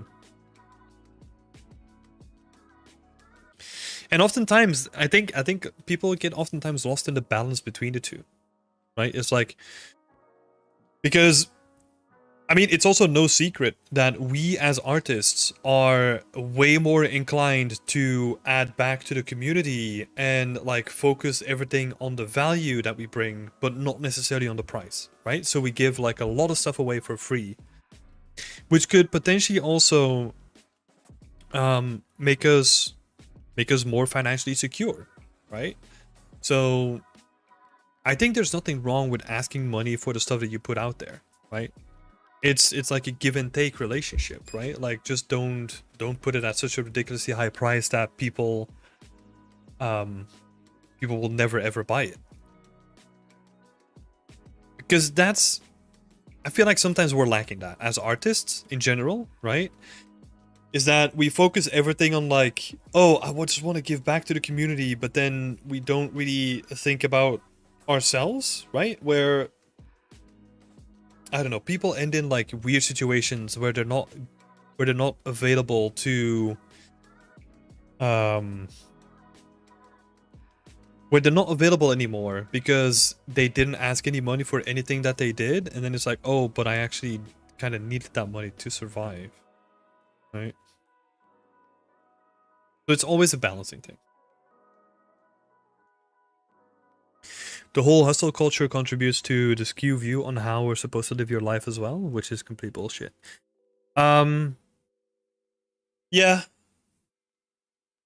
I feel like with that, the whole hustle culture and like grinding it out and all that kind of stuff, right? Like if you're doing it purely for the money, like you're doing it wrong. But I think my perspective on that is that there's interesting lessons in there that we can learn from. It's just like the whole like I don't know,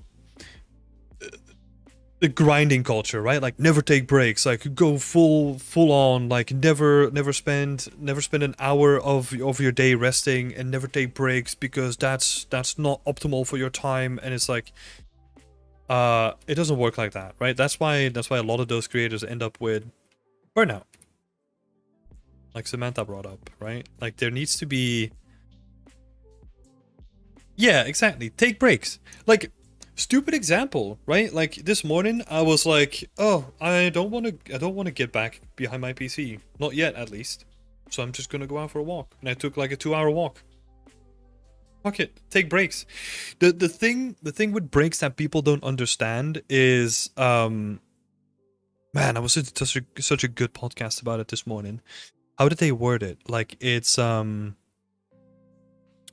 lot of people just optimize for work, right? Like they only optimize for like how you can get more work done, but they don't have a proper optimization on how to make the most out of your rest periods.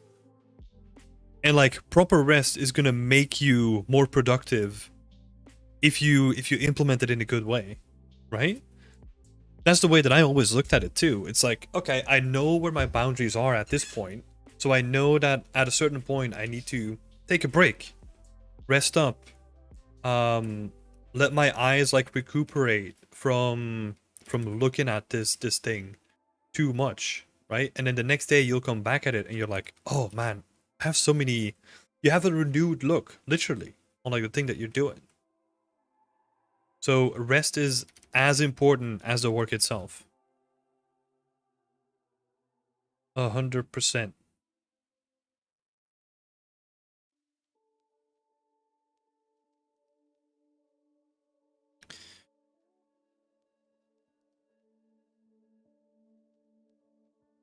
Yeah, the whole hustle culture, like it's such a dangerous thing, right? Like as soon, because we all know the thumbnails, right? Like how to make X amount of money within 1 month by doing this, or get ahead of like 99% of other people. And it's like, oh my god, just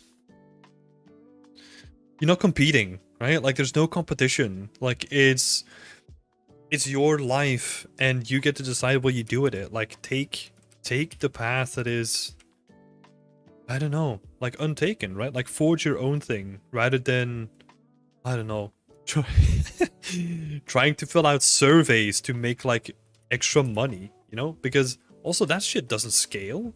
Like, what are you doing? It's so stupid. So stupid. I start creating a high volume of trash if I don't take a break. Yeah. Yeah, I can guarantee you, like, we've all had this, right? Like, where we're working and we're burning the midnight oil, right? Like, you're kind of in a mood, or like maybe you're not, but you're kind of forcing things, right? And you're kind of like, I kind of feel tired, but I'm still gonna go with it because I'm so close. And then you kind of finish the task that you were doing. You wake up the next day and it's like, man, I need to adjust this. You know, like, this doesn't really look good. And it's like, yeah, it's because you're just working on like low batteries the entire time. You're running on battery saving mode. You're expecting good shit to come out of that, you know? Like, it doesn't work like that. Does not work. Oh, let's add all this stuff to it. Let's get it in, shall we?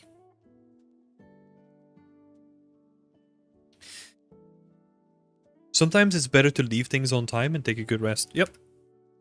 100%. 100%. One of the main things that I enjoy now is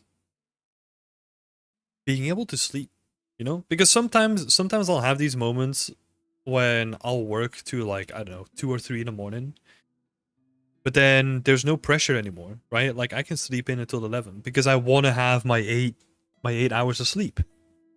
Right? That's something that I've gotten way more conscious of.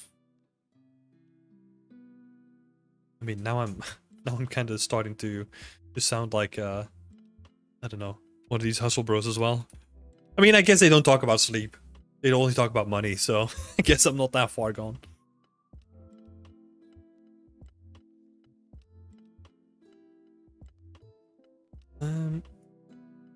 Let's see. Let's call this number 4.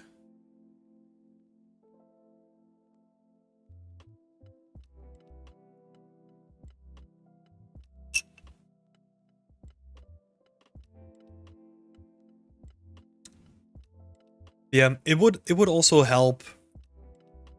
It would also help to make like a kind of a counterpoint, right? Like, it would also help to have, like, if you could instill like a general business sense onto like a lot of artists, I think everyone is going to be better off because they're going to be negotiating a bit harder, right, for the next pay raise or when they have like a new contract, and that's going to push up like the general brackets of like wages, in my opinion, if everyone is more or less aligned when it comes to that, right? But that's a tricky one. I don't think that's going to happen anytime soon.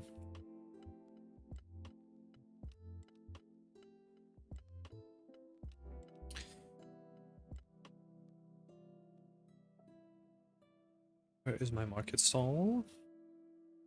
There it is.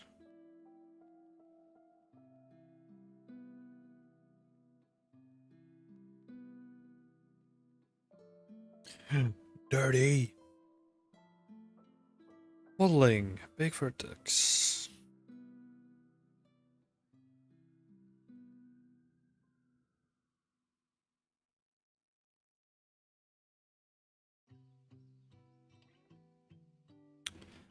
Is that? Let's slap a clean version on it.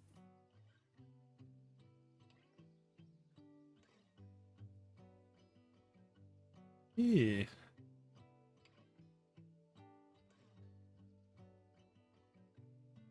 My main problem was I was too much of a perfectionist and nothing was ever good enough, so I would undersell myself at a job interview. Yeah. That's very common. Very common. Also, another very common thing is, especially in this climate, I can see this happening a lot more now because there's like a squeeze on the amount of available junior jobs that are out there, right? That adds like a pressure to it as well. And then also just you getting an interview and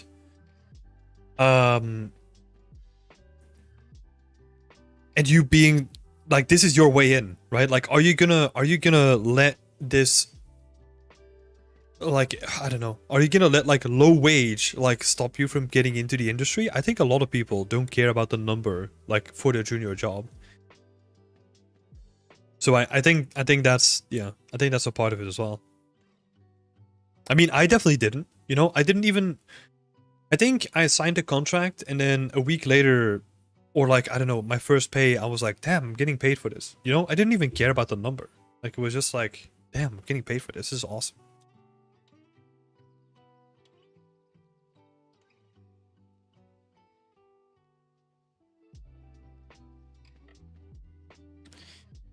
What are we gonna do here? Let's fill it up with a little bit of pottery. Oh, big boy, don't need that.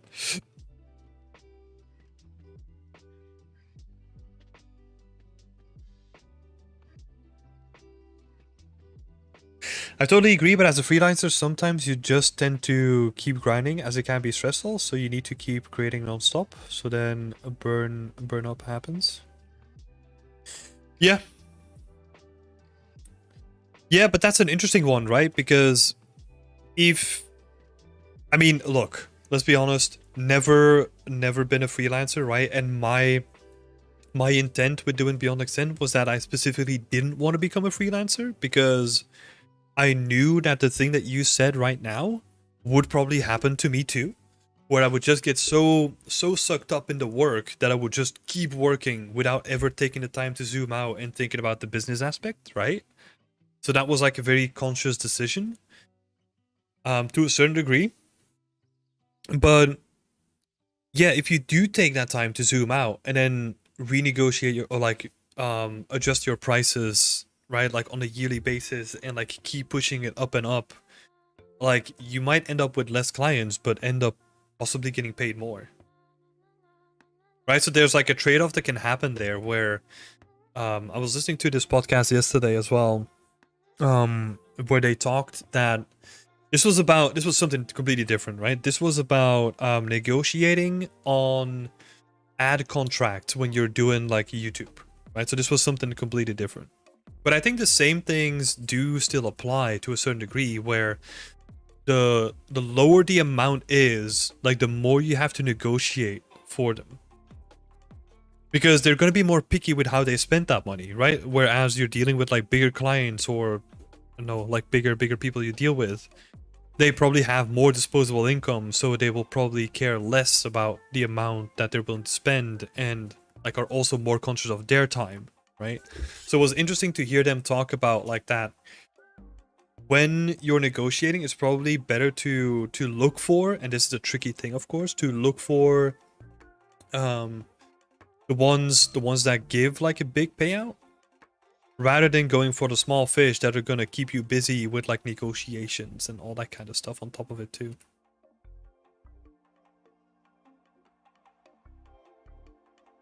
I mean, it's different, right? This is like YouTube ads and like sponsorships and all that kind of stuff. Well, it was sponsorships, not ads.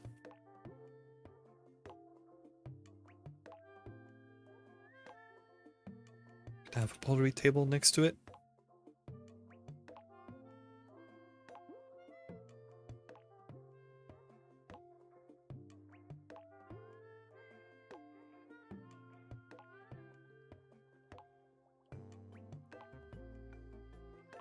Like, oh, my rent is due. I have 3 weeks still left to find it. Yep. Yep. Yep. That's exactly. Yeah, I don't know. Look, like that's the thing, right? Like I chose like a different path. And I'm sure that you can find a way out of it, right? Like there's, because the thing that I mentioned is only one of the levers that you have control over if you're working as a freelancer, right? There's other levers that you can control as well. It's just, it's tricky to find the one that works for you.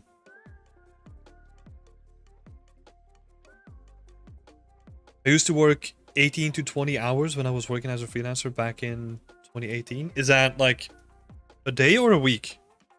I think I'm not gonna like the answer to this.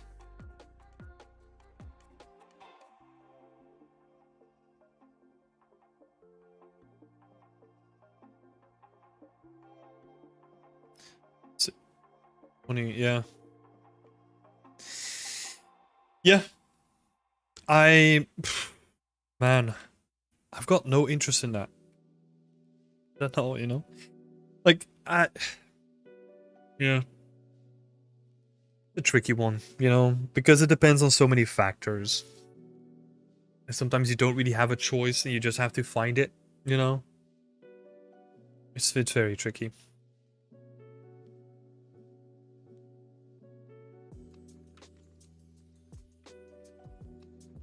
Okay, so that's looking good.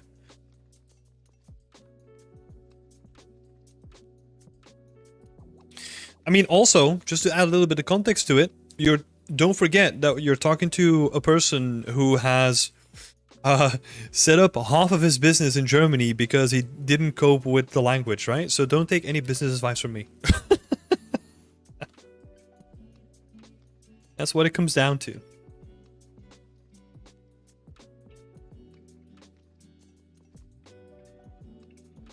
Where are my other market stalls? I got a couple here. Did I lose the other ones?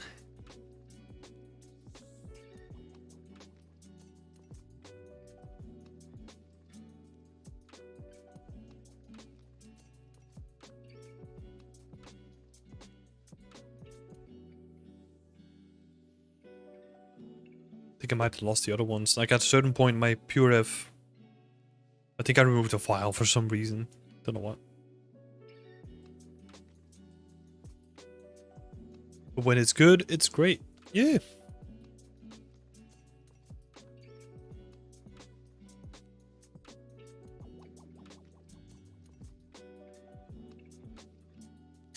It's nice that you enjoy it, Roy. It's good to see that you're doing well as well.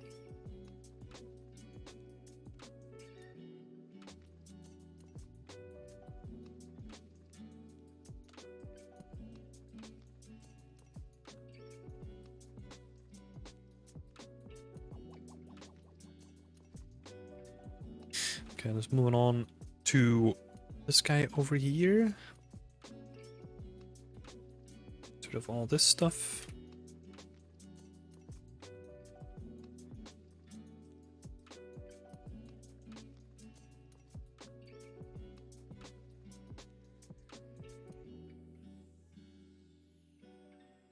The rope is actually like way thinner, right? So I am gonna,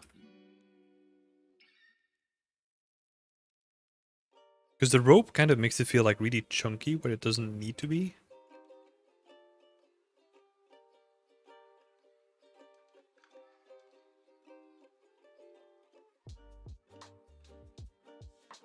Do that as like a quick pass first.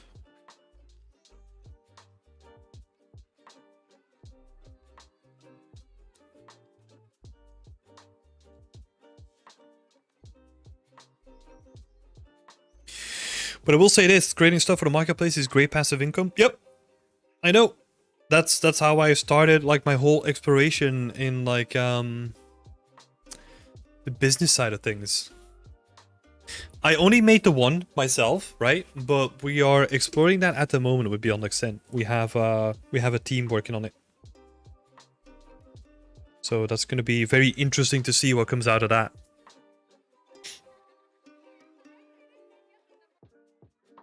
Because yeah, I was really surprised when I did my first pack and it was basically just a portfolio piece that I wrapped up as like a sellable thing. And I was like, ooh, okay.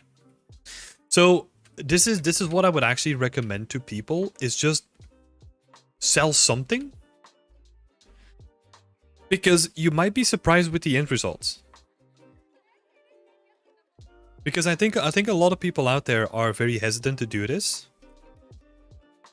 And I was hesitant too until I did, and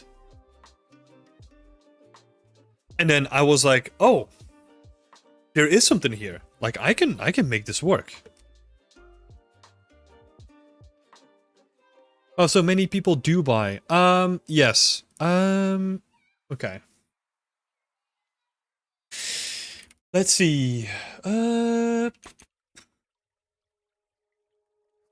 So I've shared this publicly on my Twitter before, right? I might as well do it on stream as well. But from the one pack, I have been keeping track on like the the income of it. Let me just see where I can find it.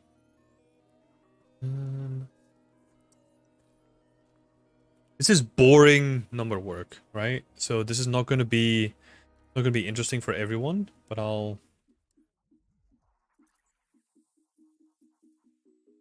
give you this slide.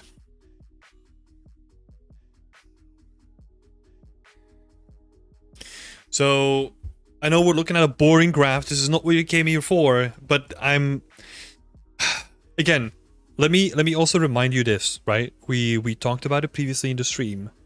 Don't only do this for the money, because the money is only one aspect, right?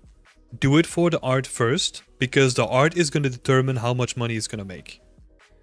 So keep that in mind, because I can guarantee you, if you're looking at this number and you're like, man, I'm going to make a pack, that pack is probably not going to work. So keep that in mind. But I do want to emphasize that, look, this is what I try to do, right? I was just like, hey, I'm making a portfolio piece. I'm making a portfolio piece, and I'm just gonna wrap it up as like a sellable thing, right? And it kind of turned this to this thing that is still like generating like a decent sized income, right? Without any marketing, right? Like I did no marketing. Maybe, okay, that's unfair. Like in the beginning, what I did was I was really active on all the forums. I was really active on all the forums. I also got featured in one of the live streams that Epic Games did at that point. They featured like the whole thing and said that it was available in the marketplace, right? So they kind of marketed it for me.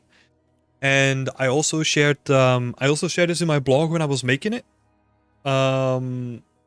So I mean, I was kind of like marketing it that way, right? But like no things like, oh, hey, it's out there now.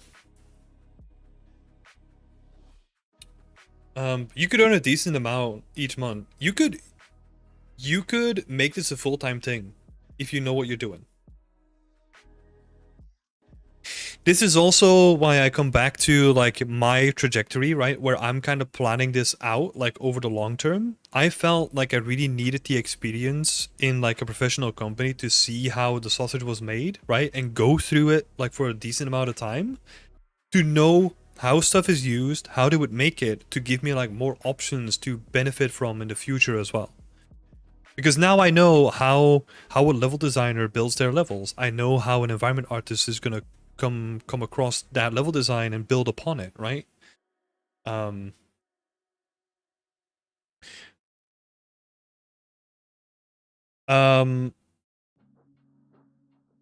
Maybe it sounds dumb, but what do people use it for? Just playing around in engines? Yeah, like AAA use it sometimes, like Kairo's saying. Indie games make it as well. It's kind of difficult to say how people use my thing, for example, right? Because you don't really get to see that.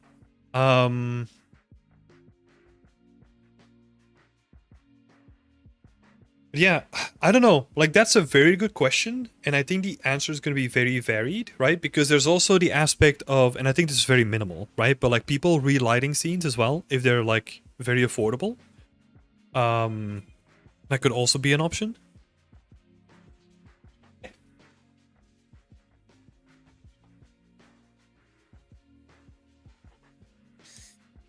So yeah, that could be one of the things. But yeah, I would probably say like people making games with them, right? So I don't know. It's always a weird one, right? Especially when you bring up a sheet like that. I hope that what you took away from that is that there are other opportunities to make money just outside of your job, and that all it takes is just you going out of your way and trying it out, right? Because that graph that I showed was me trying it out. That was all of it. I haven't done like any packs since then. But I could have done that, right? It gave me like a new look into something that I hadn't explored at all.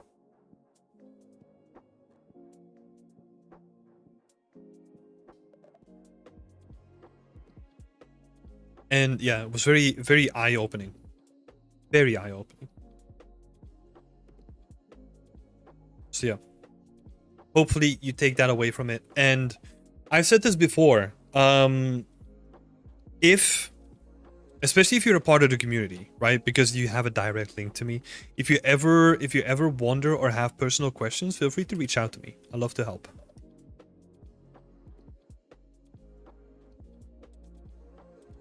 Maybe, man, that would be an interesting one. Like making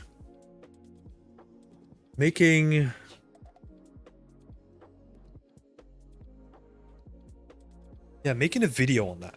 Like as in, like how do you build a balance between focusing on the art and focusing on the sellability of it?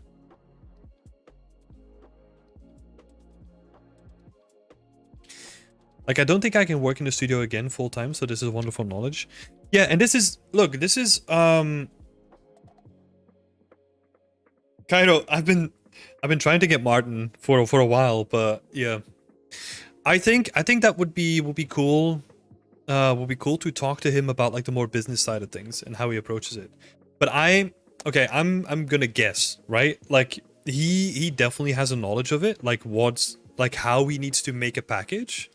But I think what he focuses on is making cool art first and then selling it still, right? Like he doesn't do it the opposite way, at least to my knowledge, right? Like I'm kind of projecting here a little bit.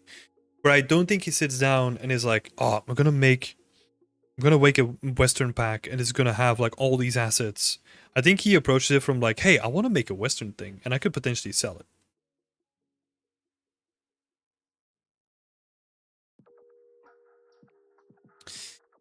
Doo-doo.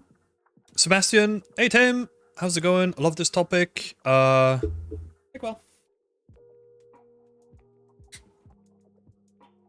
I'm sure there's some strategy to it as well. Yeah, 100%. Like there are, so even for the pack that I'm making right now, right? I don't want to say that he doesn't think about it at all because that would be disingenuous of me. Even with this pack, like I'm thinking about like, okay, people are going to use it in this way. What do they need? What do I need to add to the pack that might deviate from like the original art direction that I've set, right? Like there's a whole bunch of variables there, and I'm sure that he knows a lot of that stuff.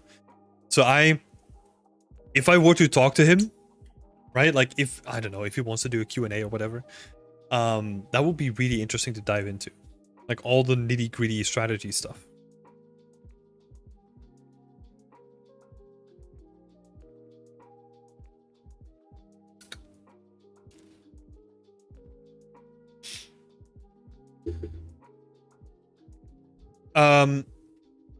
Sorry, Aladdin, I didn't want to skip your question. I have a question. What is your opinion about AI? AI for us will be a tool. There's at this stage, like there's so much that we can unwind there, but I'm honestly kind of tired of talking about AI. I want to see some actual implementations now before I don't know. Like I'm just tired of talking about AI. Like it's such a tiresome topic. There are like a bunch of times when we did talk about it though. So I think, oh man, it's kind of hard to tell which episode it was, but I think one of the first episodes we did like a deep dive into AI.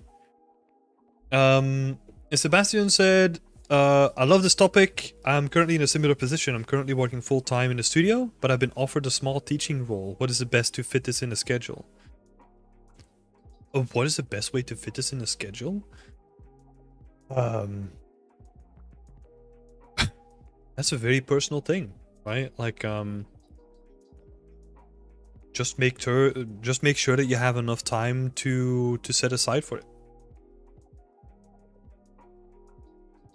I guess.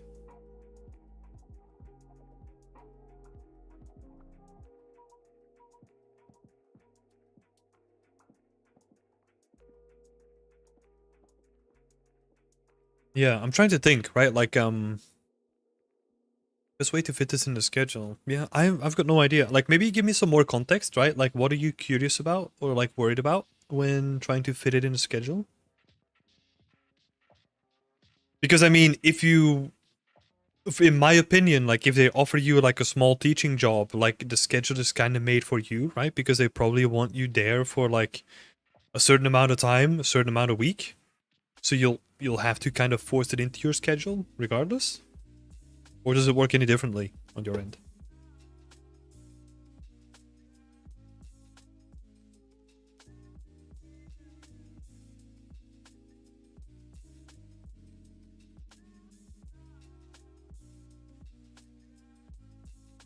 In my opinion, if it looks good, I think it will get people interested and it will sell, which is actually a good idea to make cool art first and then sell it.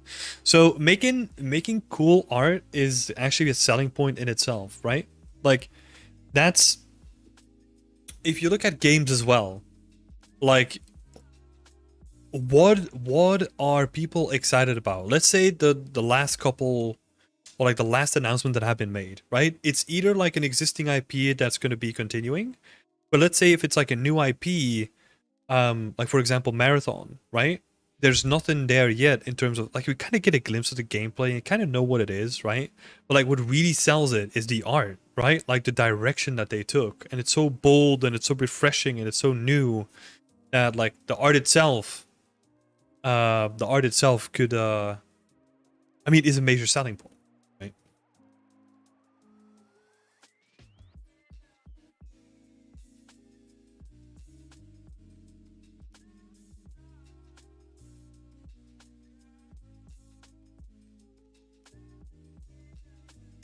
For me, with teaching, I try to limit the hours to 1 day per week for a longer period instead of spread it out over multiple days, so it doesn't interfere with everything in your life so much.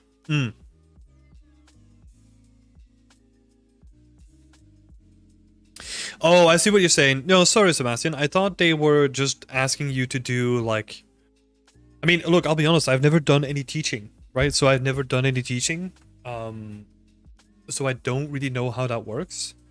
But that's actually a good shout, Cairo. Just keeping it to 1 day so that you can kind of batch it together, right? This is a technique that if you this is a technique that also branches out, right? Like if you want to do like more stuff, or like if you want to optimize your time or whatever, like batching stuff together is an interesting technique to do so.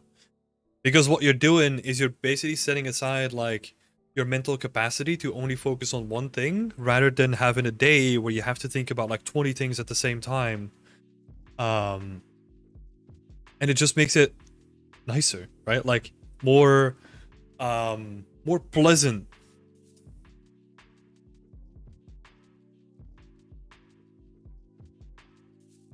Optimize the grind, hell yeah.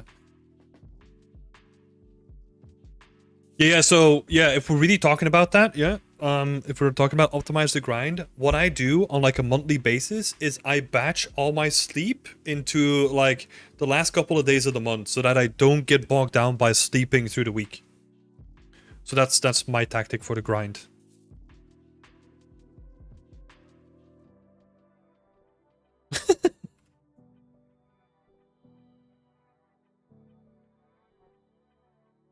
That's big brain.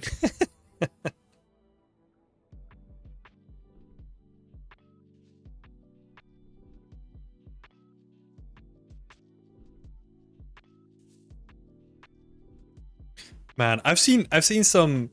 So I don't know who they are, right? But I've seen snippets of like two girls on, I think it's on a podcast or something, like taking the piss out of like all these grind set things where it's like they'll say stuff like, oh, if you save like one euro a day for like the rest of the year, then you'll have like 30,000 at the end of that year. Think about it.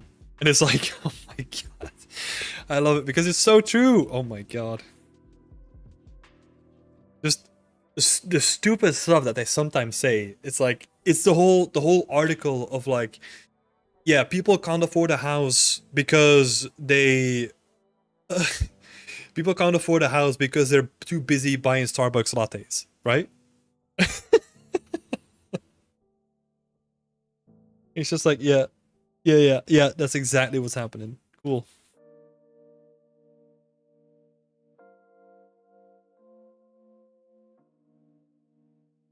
That's exactly it, Aladdin. The math is not matching. But that's how people on the internet, when they're talking about like saving money, right? Or like investing money. They're talking about like these ridiculous gains that you're just like, oh, you just need to save this amount of money and you'll be a millionaire in like 2 years. Easy, you know? Easy.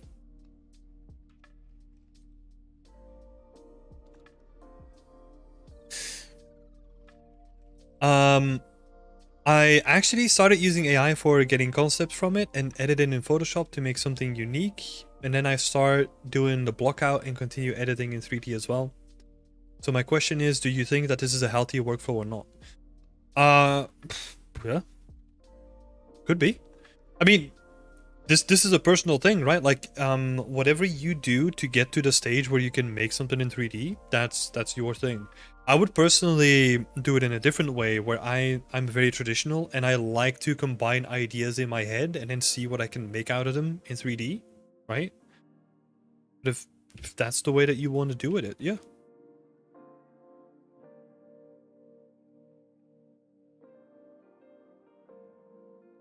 What do we need to adjust here? I'm kind of fumbling around, right? Like, let me look at some market stalls, because there are a couple of ones that I'm missing.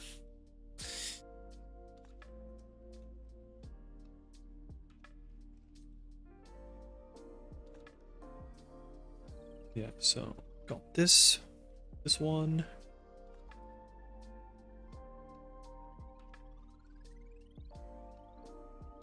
So this was the one that I was kind of replicating, but don't really like that one.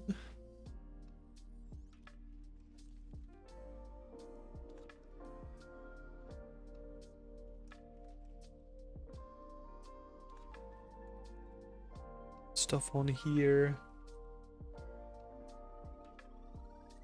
Oh, this was one of them. Yeah, yeah.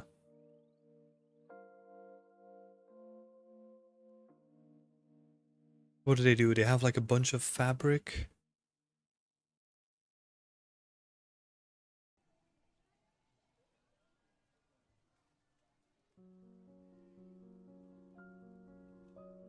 Oh, these are cool.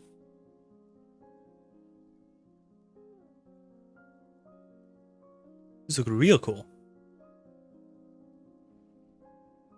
Like that little canopy on top of it as well.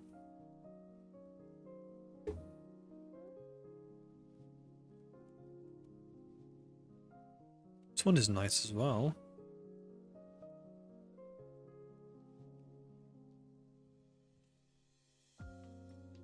See if we can make some more stuff like this.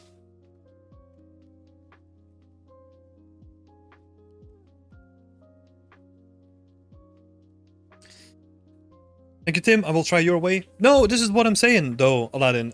You don't have to try it my way, right? Like, this is something very personal again, where if this is something that works for you, and if you find that it's working out, then keep doing it. Like, in general, that's how I approach stuff, right? Like, I don't look at what other people are doing necessarily. I look at like what works for me and then tweak it over time. You know, I'll add new stuff onto it. If it doesn't work, cool, I'll get rid of it again. I'll try some new stuff. So eventually you're gonna end up with like your own thing. But you don't this is the weird thing, right? Like you don't necessarily have to do something because someone else tells you to, right?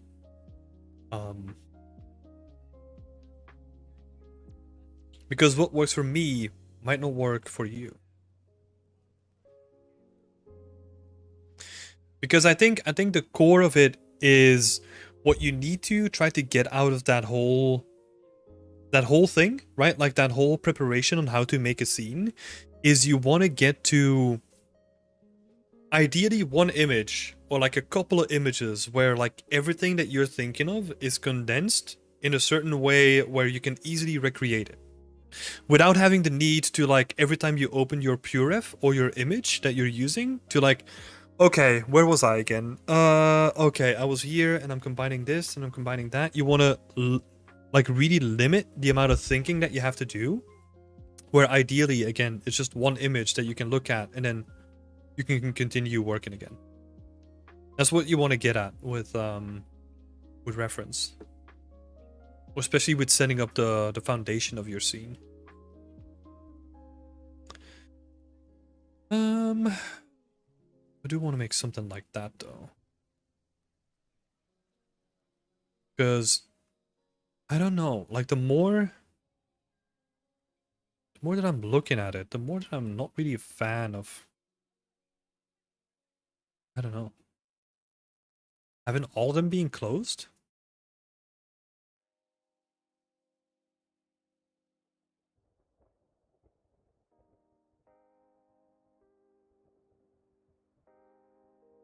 We're gonna see. Gonna try some variations.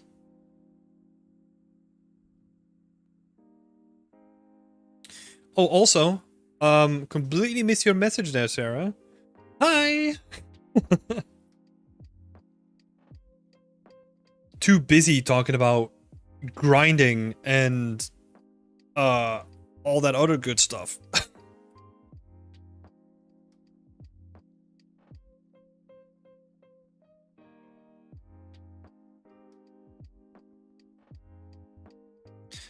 Gonna have one of those here. I think it might be good to make it a little bit taller as well, because this is more following this technique, right? Where like the whole thing is kind of wrapped into cloth.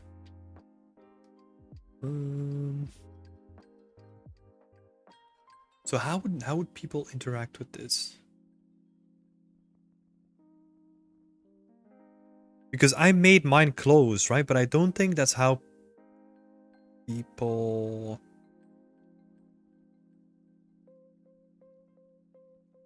How do you get in here? Because you have like the cloth fold here. If I don't think they actually go in it, right? Like it's more like a display thing. Okay.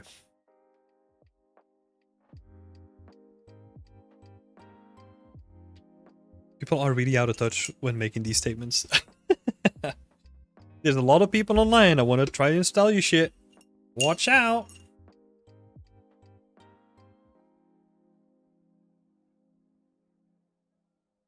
I'm obsessed now with creating my own market stall in real life. In real life? What do you mean? Are you setting up for like markets? Like are you selling, I don't know. Are you crafting something that you're selling? What's happening? Tell me more. Hey, right one. How's it going? So what if we make this, I don't know. I don't know what I'm doing here, honestly. Like how do we improve this?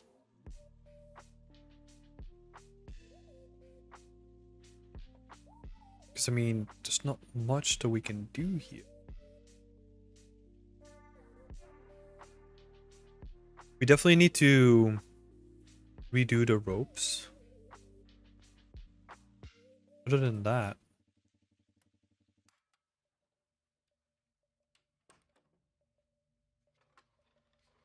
I mean, we definitely need to add like more details to like all the woodwork, right? But I'm thinking about like what can we change fundamentally? I don't think there's anything that we can do here. So we're gonna keep this one for now, and then I want to make like a variation of this guy where this is more what we're gonna be building.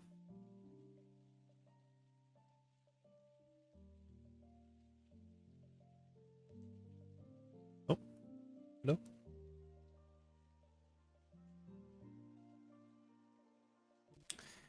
Only thing that's annoying is I want to see how this attaches to the floor.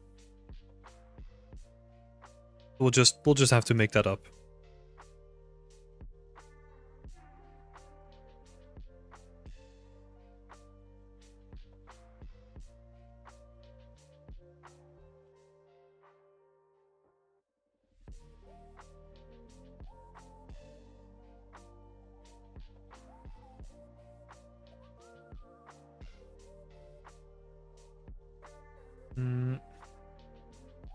And then I'm probably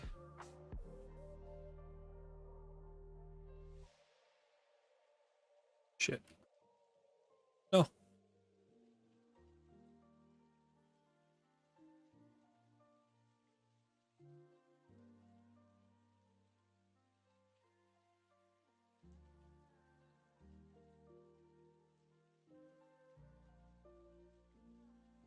You know what I need to get? I need to get my base kit out of here. Where? Oh, it's loading. Do you recommend some substance designer courses? Because my neighbor thinks I'm going crazy or staring at trees and walls and taking pictures to study them. Daniel Tiger is like the main recommendation for substance designer courses.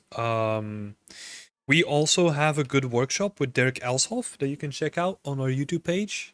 That was pretty interesting. I took a lot of stuff away from that one, personally. But yeah, when it comes to courses, probably Daniel Tiger, probably a safe bet.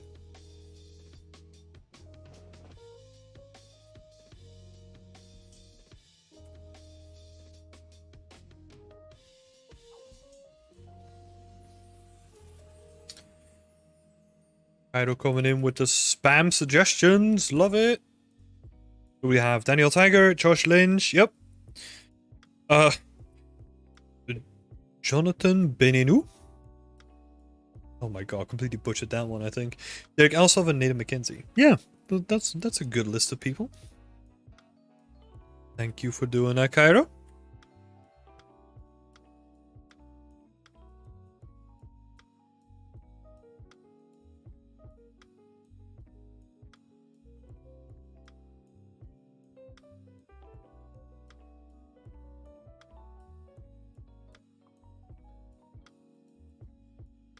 And we have like a beam that goes in the middle as well.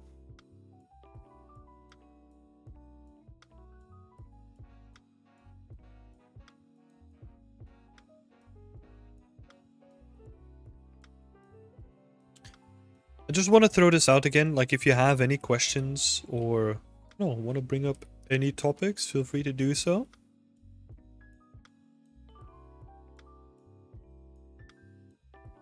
I typed in Daniel Tiger and got a cartoon tiger. Yep. No, that's exactly the one we're talking about, Andrea. Like, does really good courses for substance designer.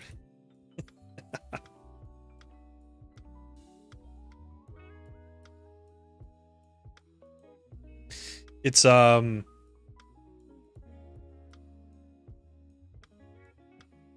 too. Oh my god. Yeah, you gotta be careful for that H in there.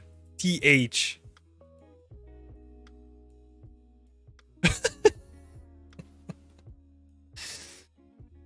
We've redirected everyone to like a bunch of cartoon tigers, Cairo.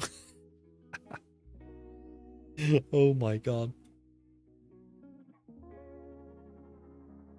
Come on, people! Pay a little bit of attention to the spelling.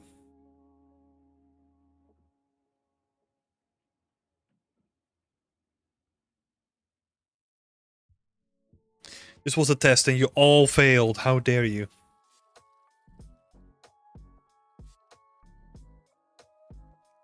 Yeah. I know you did. I take no blame.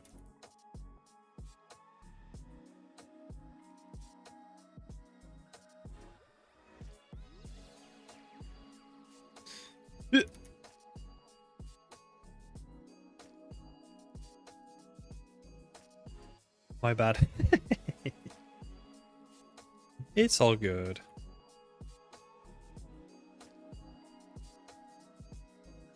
And then we just combine everything here. Dunk. And then we just mirror it.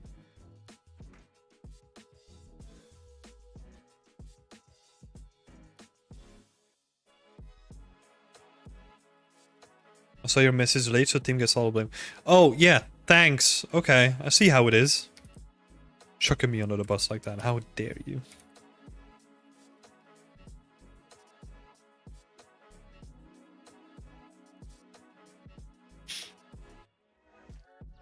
Oh, I want to try something new. I saw this little tip. I think from Passive Star, I guess.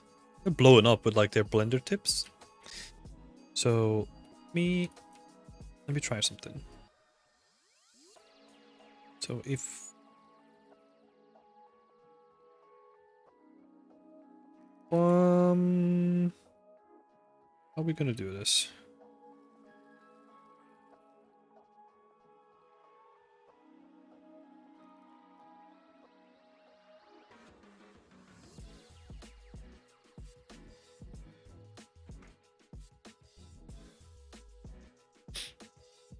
convex hull. Yeah, okay.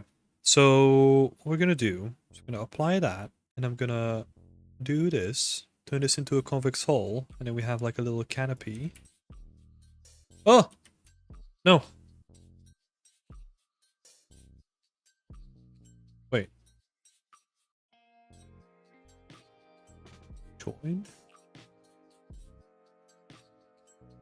Oh wait, is it... No.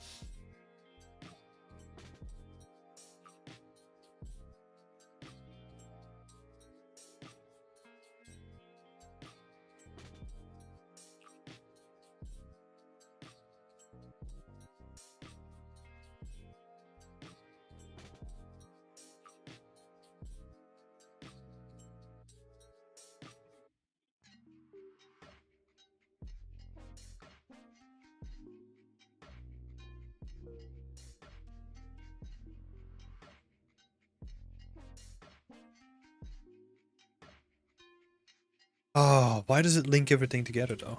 It's annoying.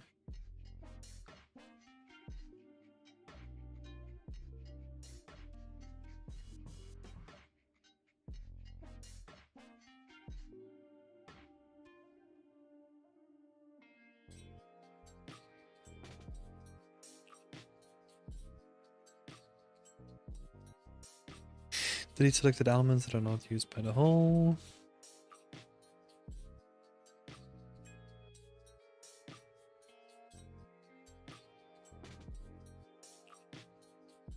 Well, I guess it's like a quick workaround. What we could do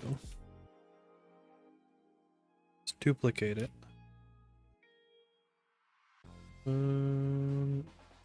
Convex hull, then invert the selection. And then we got our thing, right?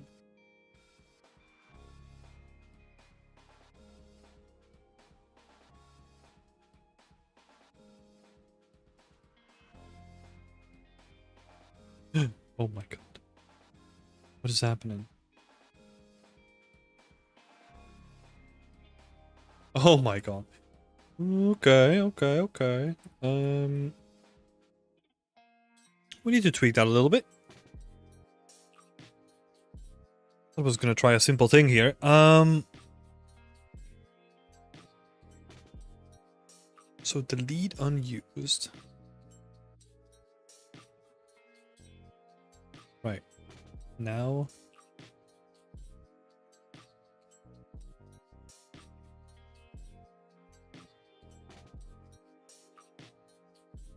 Okay. So that's fixed.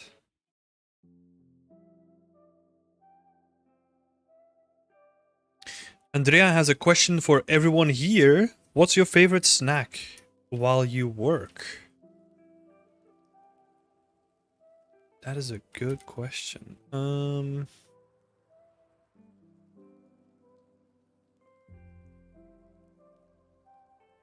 Serious? Oh yeah, it's because... Okay. Chips or crisps?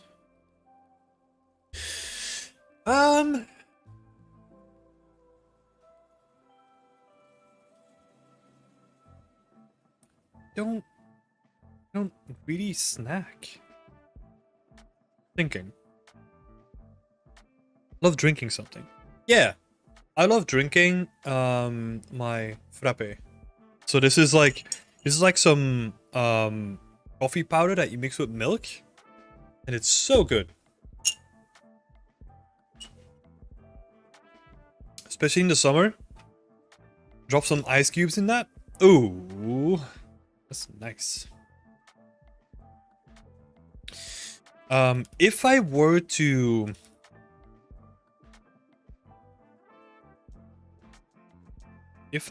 to say like a snack, then I honestly love just plain nachos.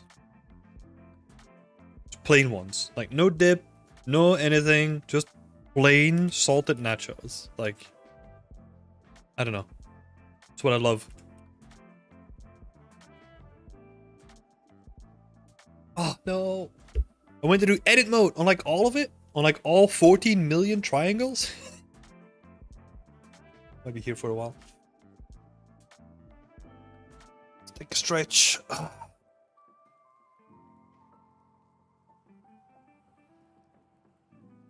Chips. What do you love drinking? Aye. Man, Aladdin says gummy bears. And coffee. Yeah, I don't know. Like coffee these days, I'm kind of staying away from. Might be a little bit of the heat, but also I go through ups and downs. I feel with like coffee. You heard it here first. Tim loves eating his dogs. Hell yeah! Eat all the nachos.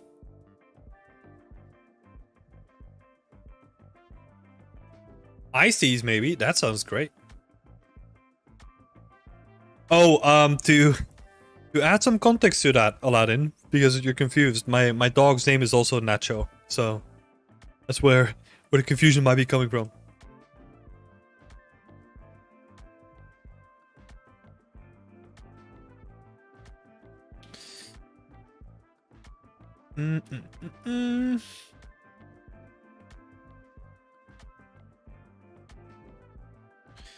Some janky geometry, but hey, we'll make it work.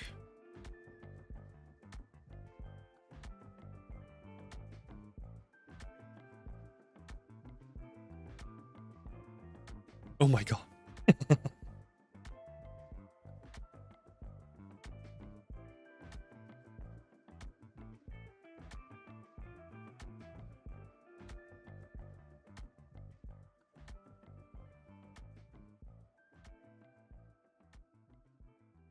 I'm kind of in this mode where I'm trying to trick myself to drink more water. So I think I brought this up during one of the streams, I think, but like my main trick is to drink carbonated water instead. So without any flavoring, just carbonating water. And my stupid monkey brain loves water way more than non-carbonated water now. I love it. Like if you're looking for a cheat to get you to drink more water, that might be one of them.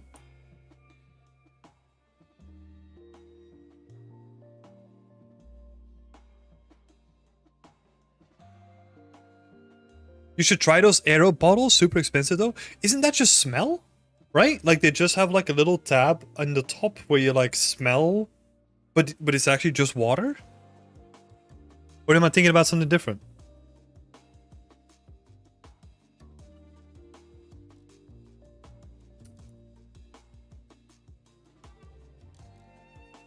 Yeah, but it tricks. Yeah.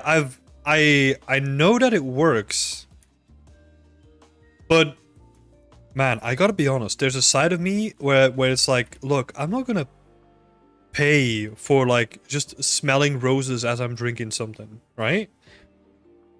Like I'm pretty sure that it works, right? Because I've seen some random videos about it, but also like I'm too what is it like?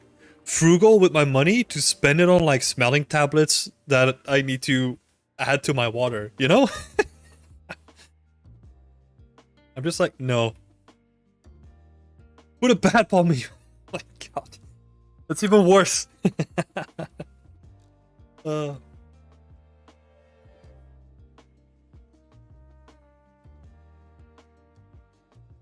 Might as well add lemon or something to your water, way cheaper.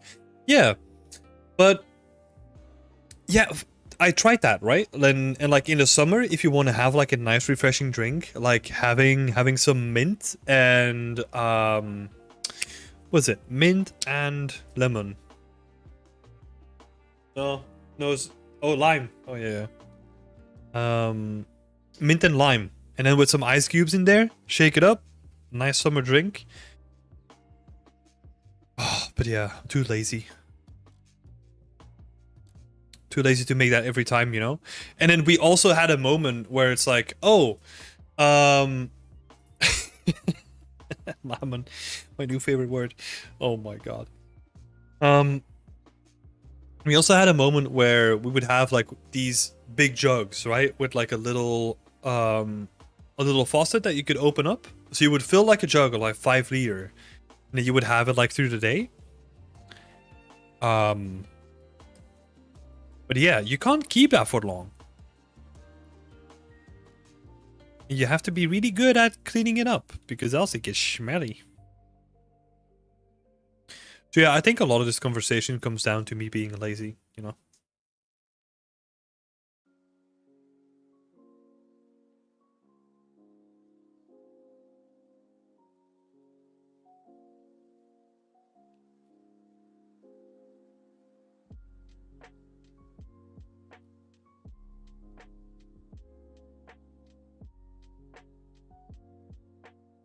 Oh, that's not right. Text density. What are we going for? That's not a 4K though.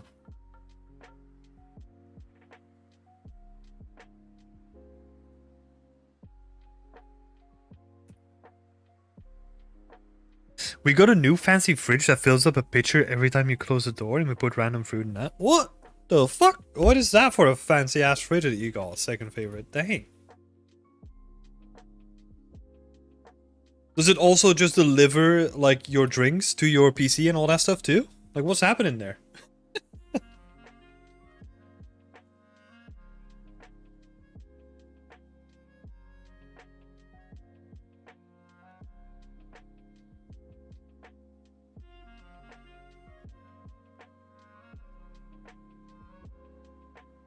Oh, that's a great question, Andrea. Um, yeah, I would love to hear that if you tried it with peaches yet. But also, what are your favorite um what are your favorite fruits that you put in it?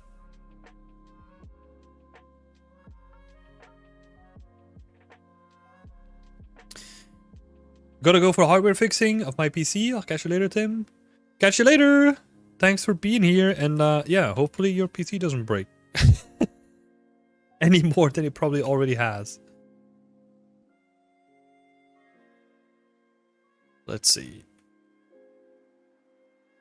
This looks kind of whack without anything supporting it, but we'll see. We'll see. We'll give it a chance. The thing that I do like about the stuff that we're making now is that it's more varied than the stuff that we had before, so even though we're kind of deviating from the path again, but that's basically what these streams are at this point, you know?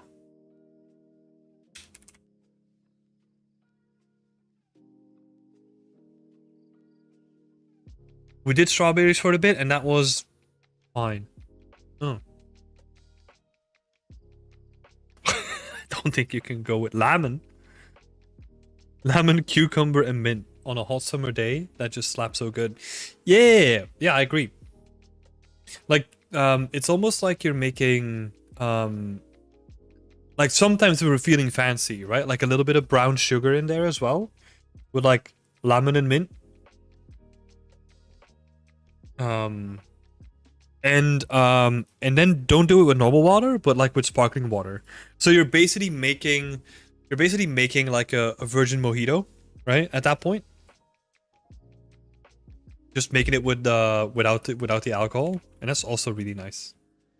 A little bit of sugar in there.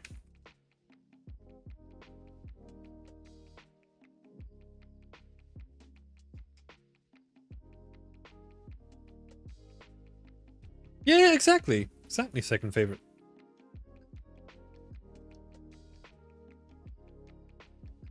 My mom, I think she loves mojitos, especially in the summer.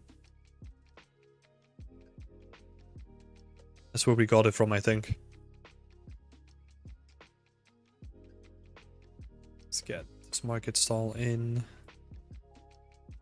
Kind of want to see what we can do with it, right? Just as a quick test.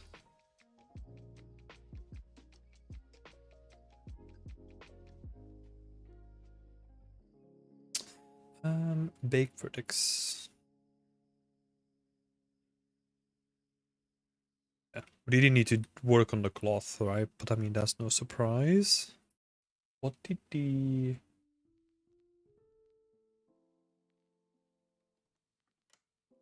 Yeah, I'm gonna change it a little bit because the concept does look a little bit different.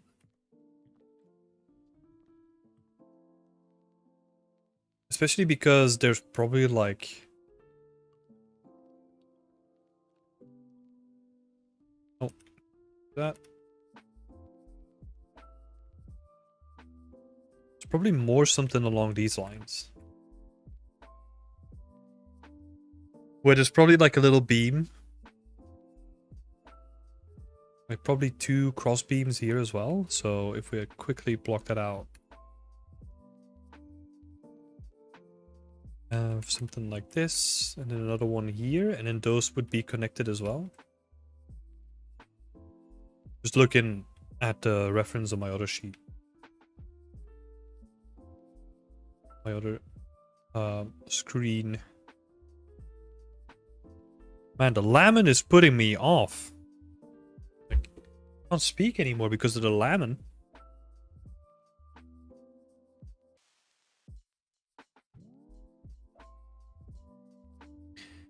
Strawberry mint probably be interesting. Sparkling water just tastes like static. I can't drink it. How do people know what static tastes like? How do people know that? Because I've heard this expression like a couple of times now whenever I bring up sparkling water, but I want to know how people know what static looks like or like tastes like. Do you have any experience like licking the TV as a child or something like that? What happened there?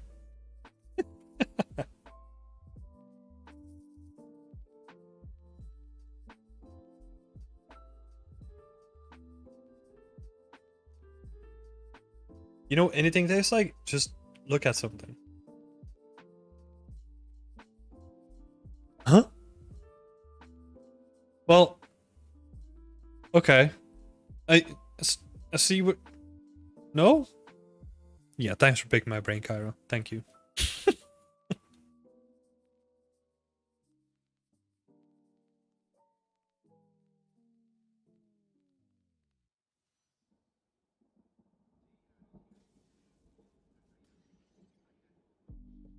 Don't bring the TV into this.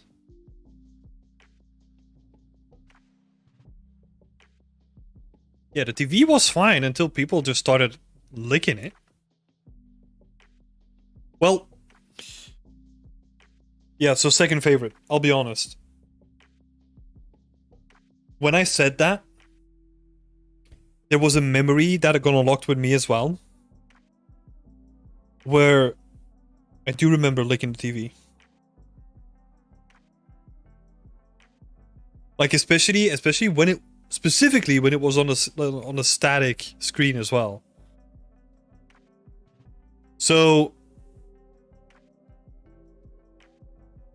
yeah.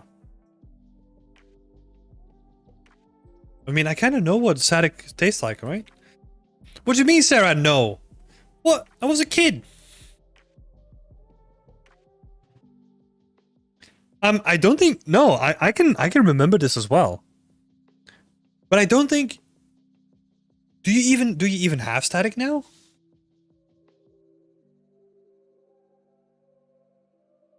I guess you do, right? Like if you still have cable and then yeah, you don't have good reception. I guess you still have static. Okay, never mind.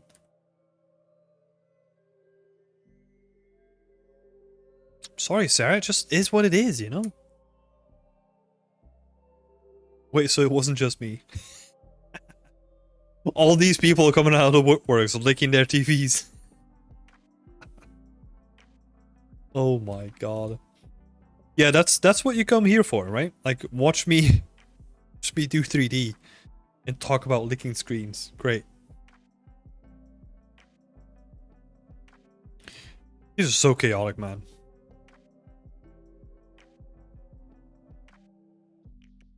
I was just like because I can vividly remember. I can vividly remember that you were touching a screen and you could feel the static, right? Like it was such a weird feeling. Like as a kid, like of course, yeah.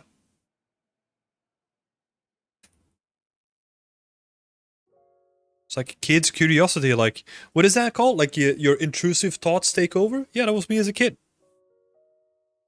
was just like, oh, what would happen if I lick it? Nah, I was already on it. Andrea, I can't explain it, but the taste is so weird and staticky. Yeah, I mean, that's fine. Just yeah. I guess I can't really make the assumption that I don't know what static tastes like anymore, so yeah.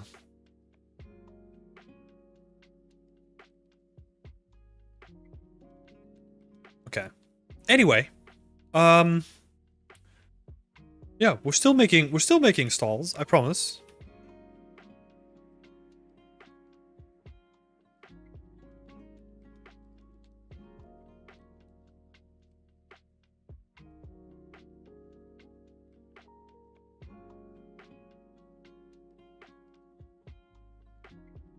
So now we have a couple of these. I'm gonna upgrade this one as well. Or update.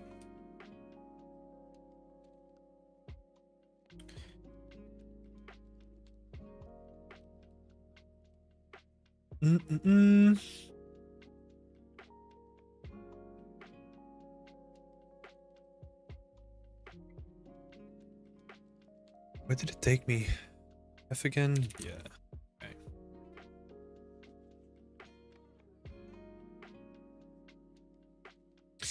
Yeah, I think that's nicer because it's ooh, no, don't want to do that. So because now we can create some variation where you have open ones and you have closed ones. Quite nice. And then we'll chuck in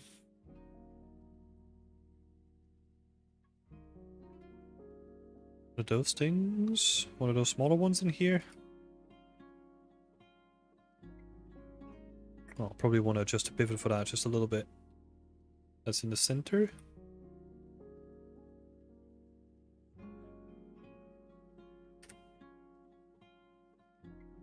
Right, so that we're getting some variation in here as well.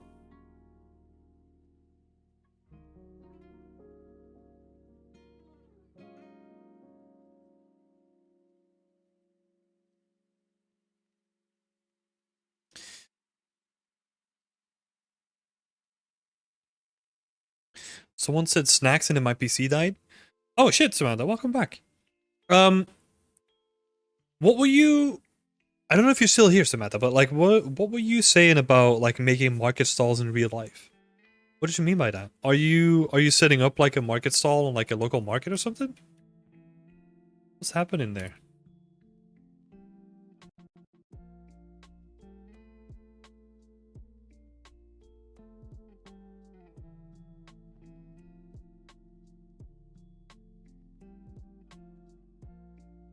Just looking at this guy over here.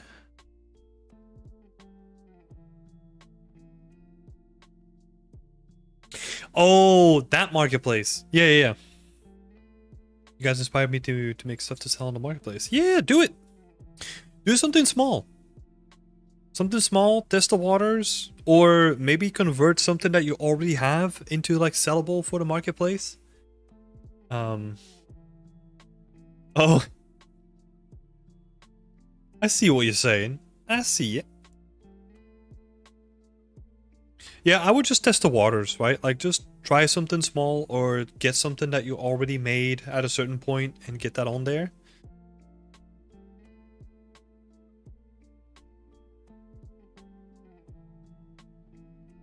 Really busy making my big environment now. Maybe I'll sell that. Yeah. Could definitely do that.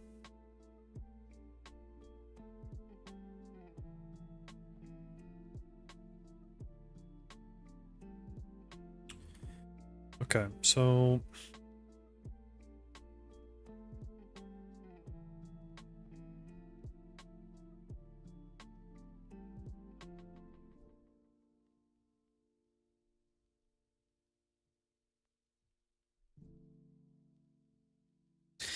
I have a lot of materials.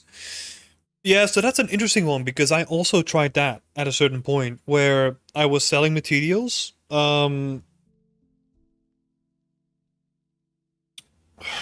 But yeah, there's the thing there is, I think they're so easy to make, that the quality bar becomes like a lot higher instantly, right?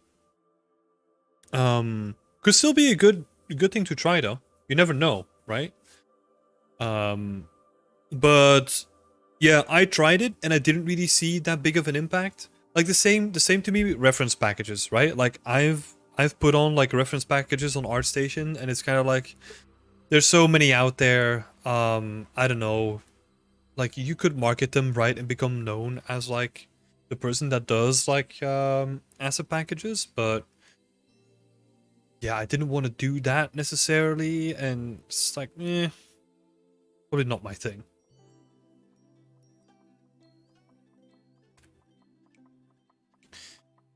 Just remember to read all the Epic documentation on selling stuff, naming conventions, and any legal issues. Yep. Yeah, yeah. Like naming conventions is a big one.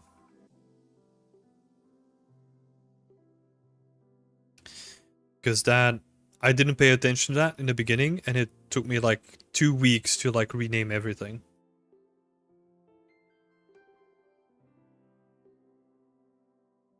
It's stuff like this, right? Like static mesh SM underscore. Like that's because previous experiences with um selling stuff online.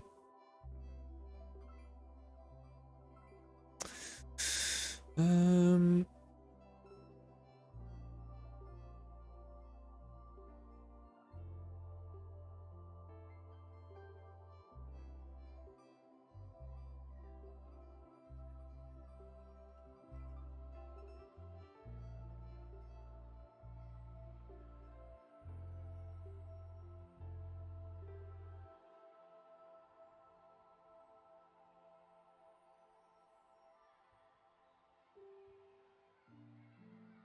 Yep.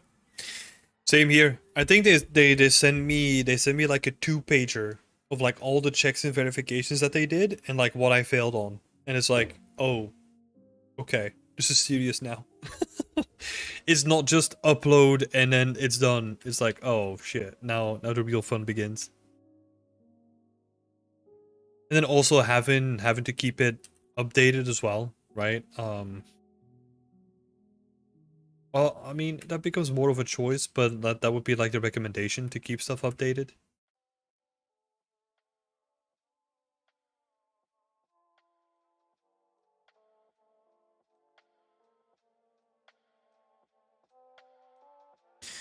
And another recommendation would be this is for when you've already put stuff on there, right?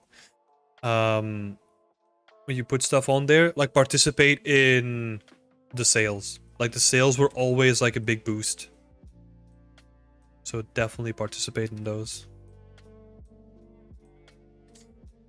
Stall is looking so cool. Yeah, I think it's getting there. I think this is the best one out of all of them. Also because the fabric is kind of looking okay, right? Where the fabric on the other ones is just, ugh, just gross.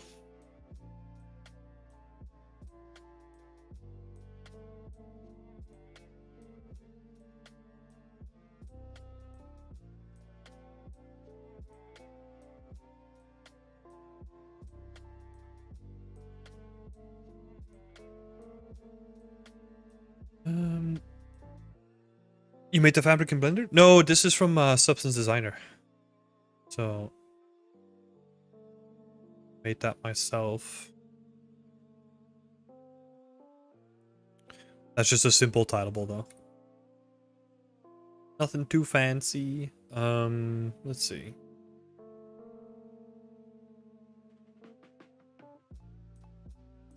Let's do this instead. Select all of this stuff, hide it, and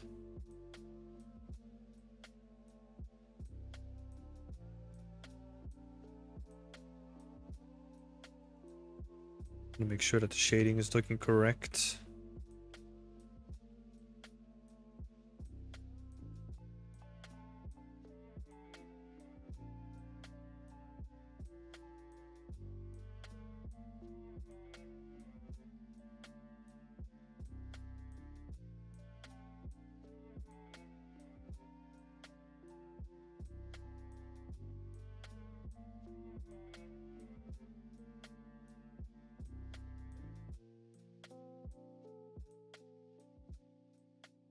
Which one is that?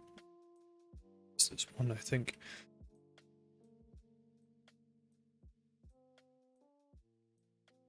Looking for my button. Which one is that? marketstalls 01.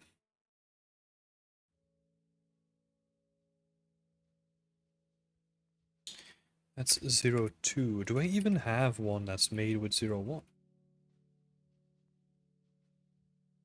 I don't think so.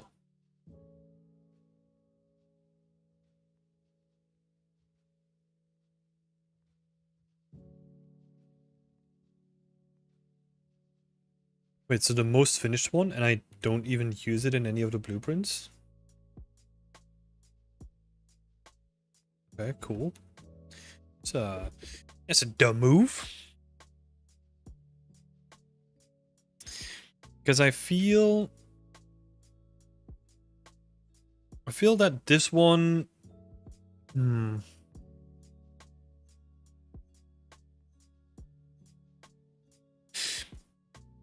thinking about removing this guy. Because we have one with a table embedded in here, and this is just like a weird, ugly duckling mix between these two. So I feel that I just want to get rid of this one. And then maybe we'll do like something different. Like maybe make one of these stalls, right? Like a smaller one again. Or maybe something like this, like a little bit more rural. I don't know. Like a little bit more ramshackle put together. Instead, because now those two are like really similar. It just means that I need to replace all these stalls and probably have to put in like tables and all that stuff in there as well. That's all good.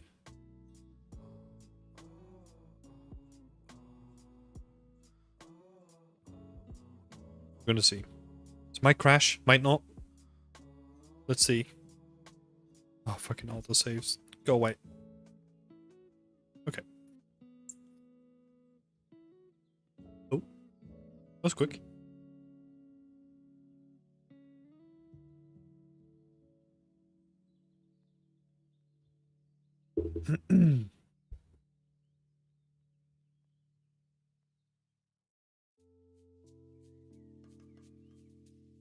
My PC feels like it's getting a second-hand crash.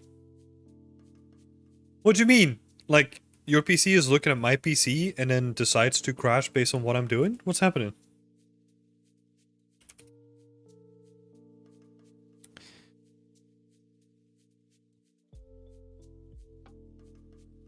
Okay, so we will need to update all of these guys.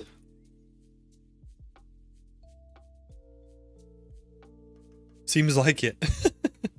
Just looking at the stuff I'm doing and it's like sweating.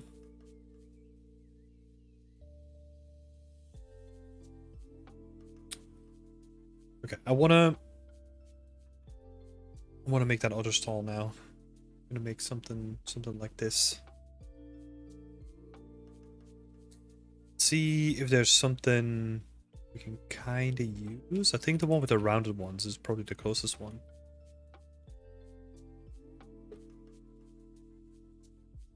How does that work? So we got this pole.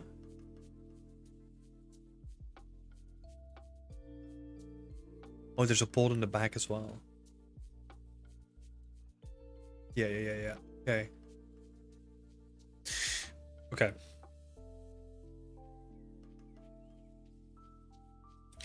So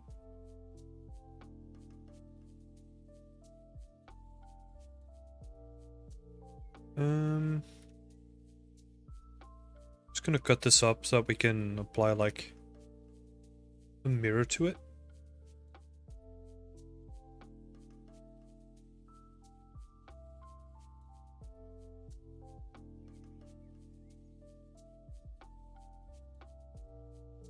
Don't need to be perfect yet.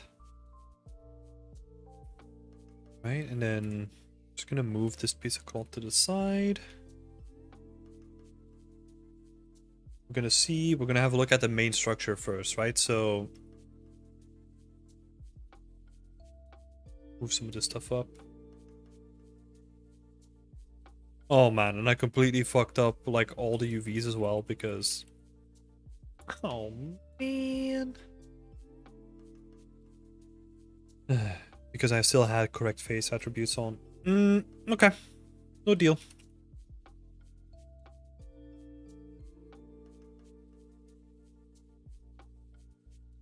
No big deal. So what we have is we have one that's kind of leaning forward. We'll kind of squish it at first as well. Right, and then we have one that basically goes like this.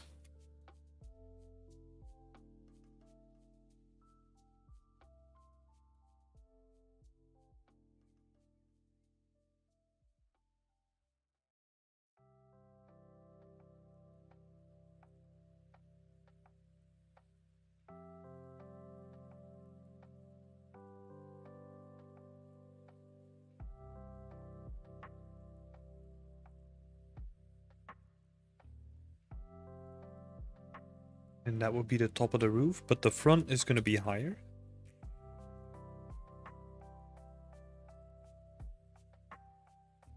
Where does that all combine? So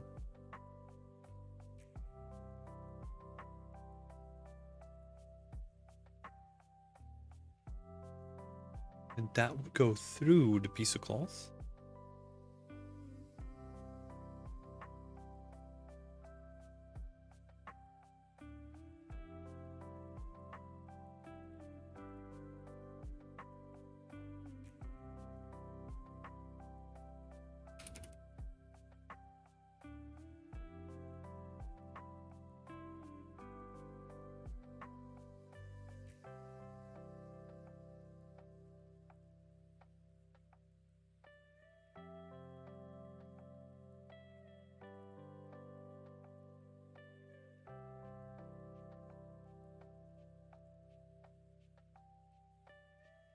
Angle on this needs to be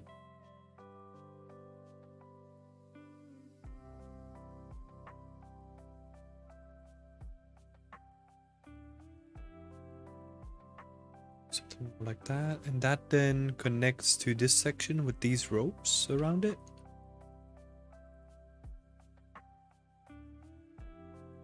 And then like probably the whole thing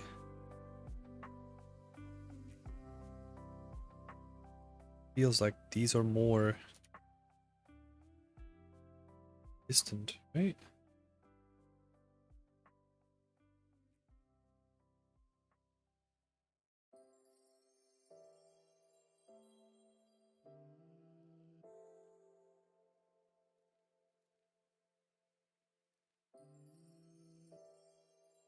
Feels really big, but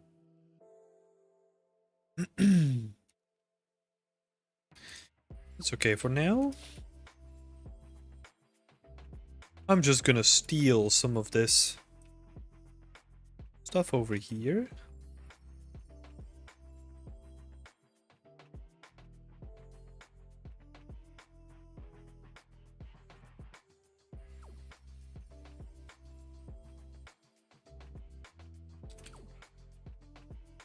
Let's see how big this thing is gonna be.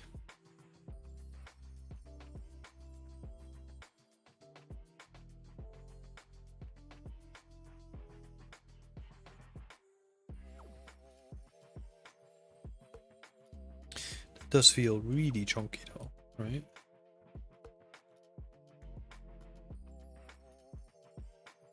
I feel like this angle might be too strong now.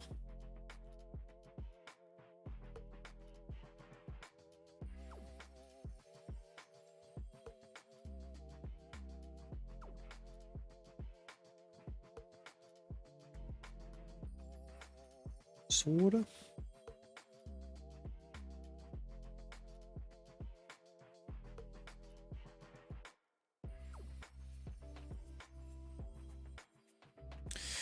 Again, doesn't have to be perfect, right?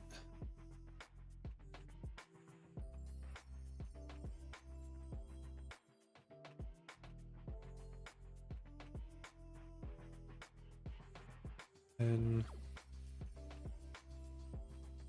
so the table itself is really long, actually. Oh, is it?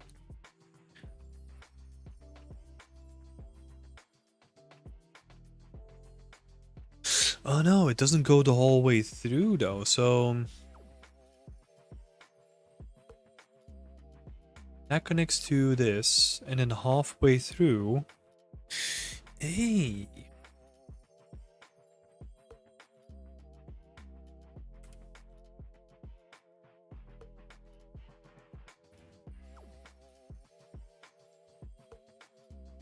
It's actually something more like this.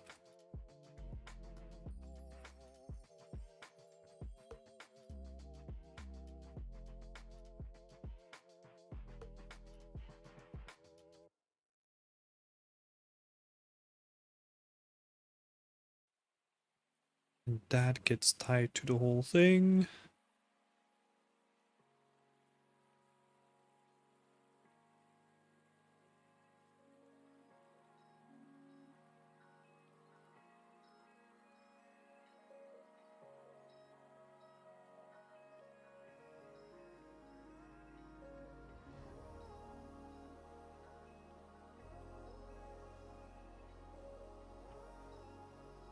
Hmm. Would probably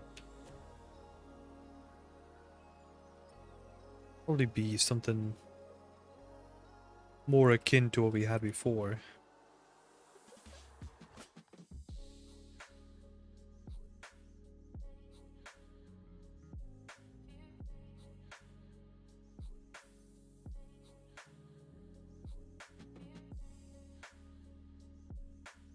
Right? And how does that frame come together? Because there's like little corner piece here.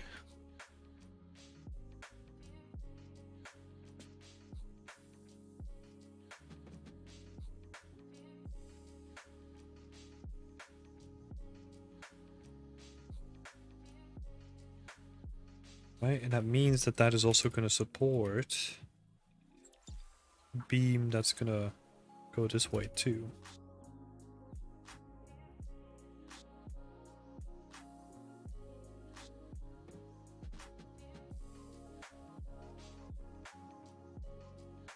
So that's that connection piece. And there's probably...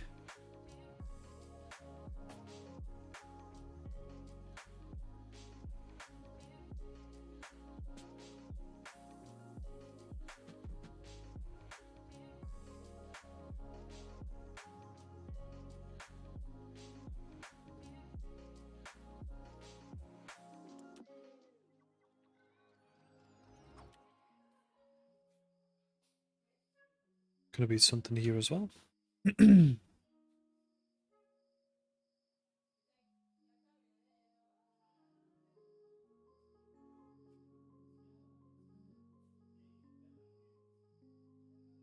then I'm making the assumption that there's gonna be...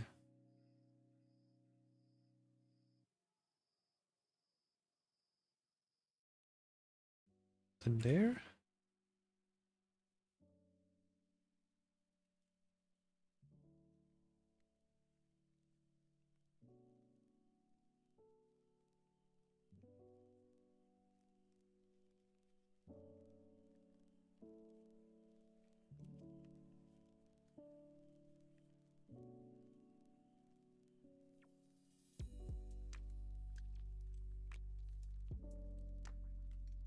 Right.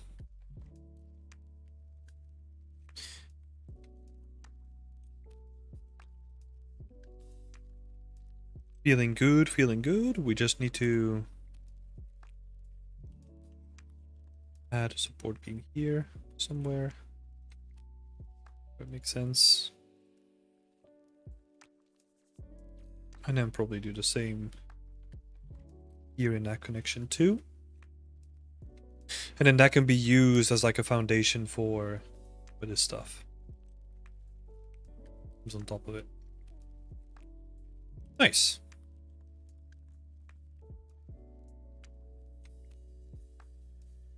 I'm gonna try that convex hull trick again.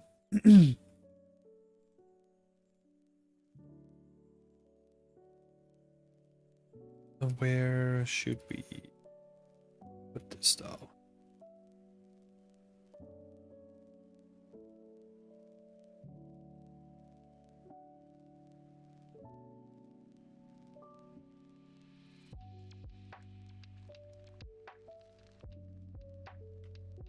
I'm also just gonna give that a try. Pixel.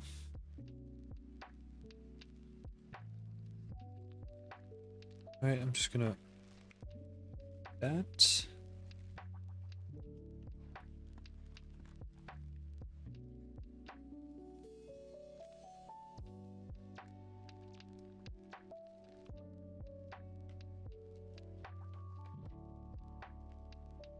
I mean, the output that we get from it is a little bit weird, but we can work with it.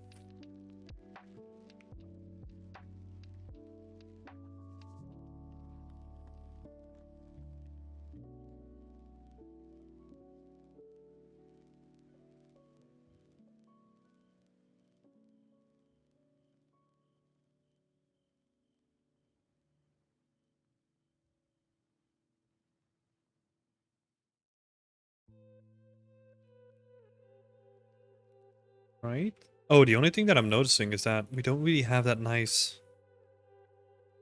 curve or like that nice gradient, right? Because that's the back of it actually sticks through. Like it sticks through the tent.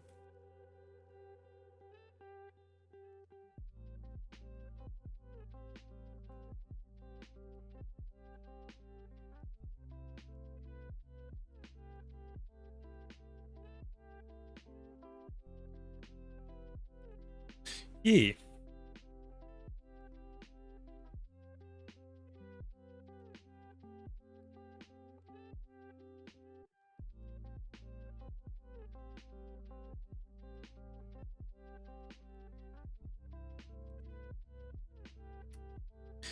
And then this can be our market stall number 2 instead. To keep the sequence of the numbers intact.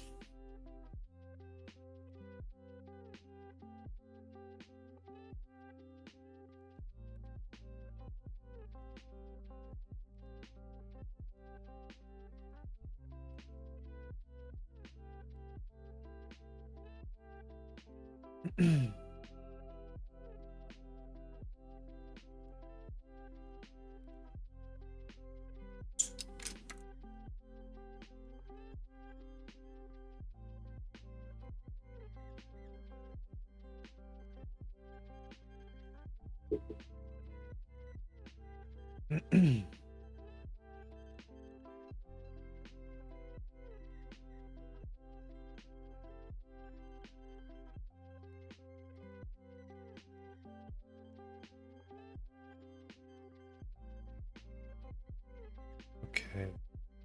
And then we can put that guy in here.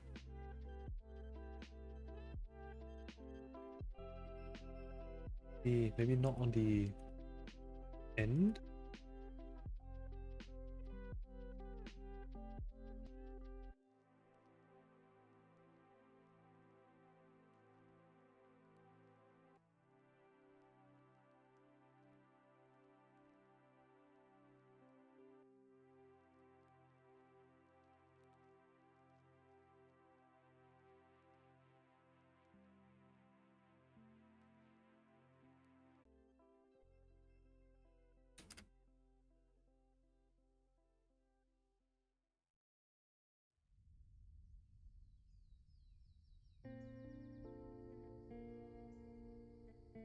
Same thing.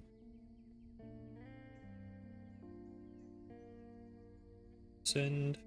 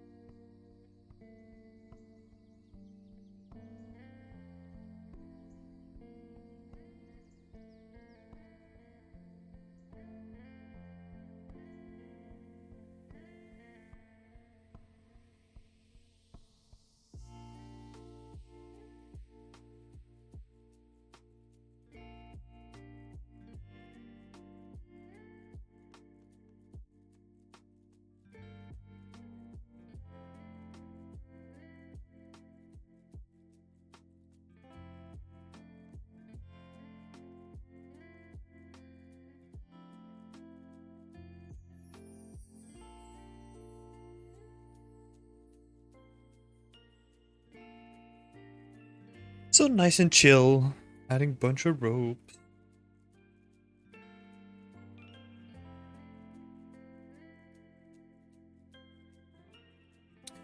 What is everyone else up to, by the way?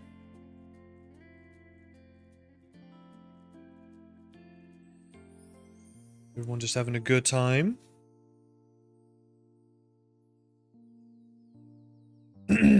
Oh, Damian is coming in with a question. Do you have any advice with to start with a project like this? Did you start making models, or did you have a hierarchy? So that's a good question.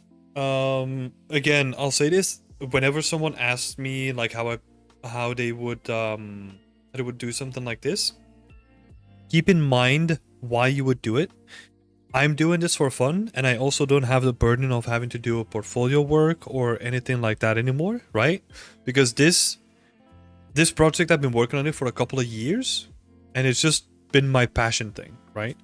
But with that caveat out of the way, the way that I would do it if I did have like a goal to work towards is I would start with research, right? Like a bunch of research. Like you see me looking at this board like a lot, right? Like I have planned out like all the areas that I want to make. Like we got the blacksmith area, we got like a rope maker, basket maker, masonry. Like I've got like all the areas kind of planned out of what I want to do. And in my case, what I'm doing is whenever I feel like I want to do something different, I'll jump to like a different area. Right?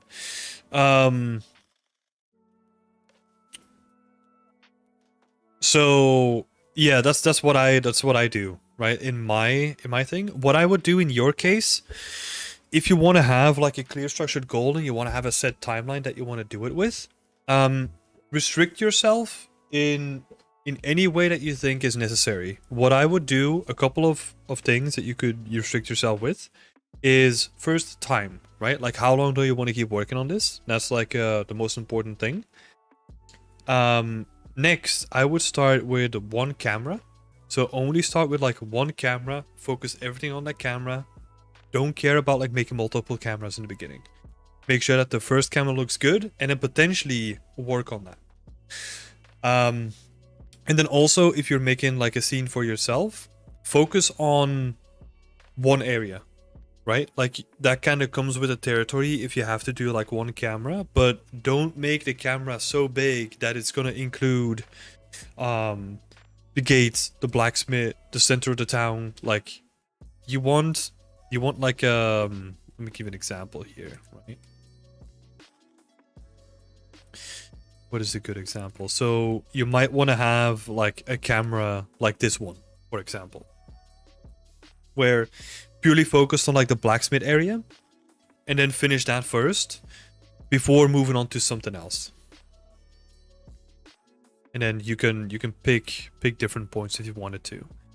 But my advice will always be not to recommend this to anyone who wants to. Man, how do I say this? Like, I would in general just not recommend this to anyone. Unless you have like multiple years of experience, you're comfortable making things at a scale, right? And I'm not saying this out of like a position of like, ooh, I kind of know what I'm doing. I still have stuff to learn too, right? But I feel like I've kind of built up to this point rather than trying to start at this point, because I can guarantee you it's not going to work like that. You have to build up to something like this. I hope that makes sense, right? Because I also don't want to demotivate people, because I think that everyone can get to a stage where they can make worlds 100%. It's just you don't start out. I mean, I know you're not starting out, right? You're not starting from scratch, but like there needs to be like a logical progression rather than jumping from like a 0 to like 100 or like 20 to 100 or whatever you're starting from, right? And a good and actionable way is actually taking what I said before, right? It's So this is advice that I give commonly, but I don't really. It's weird, right? Because I give this advice a lot, but I've never really actually applied it to anything I did myself. I just know that it will work. Um, and that is thinking about approaching your worlds or like your projects in terms of save points. That you make something that at a certain point you kind of have like a safe point where you could take screenshots and it could look like a finished thing, and then you could still build up on it, right? I think a really good example, and it's kind of what I should do with this project, honestly. Oh, let me see if I can bring up his art station. Doo-doo-doo-doo-doo.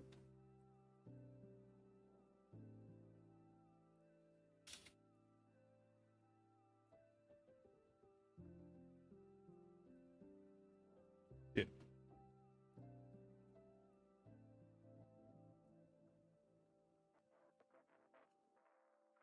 Where is his work?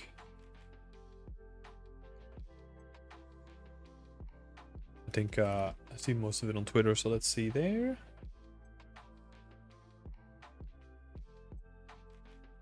Oh, it comes up first thing. Cool.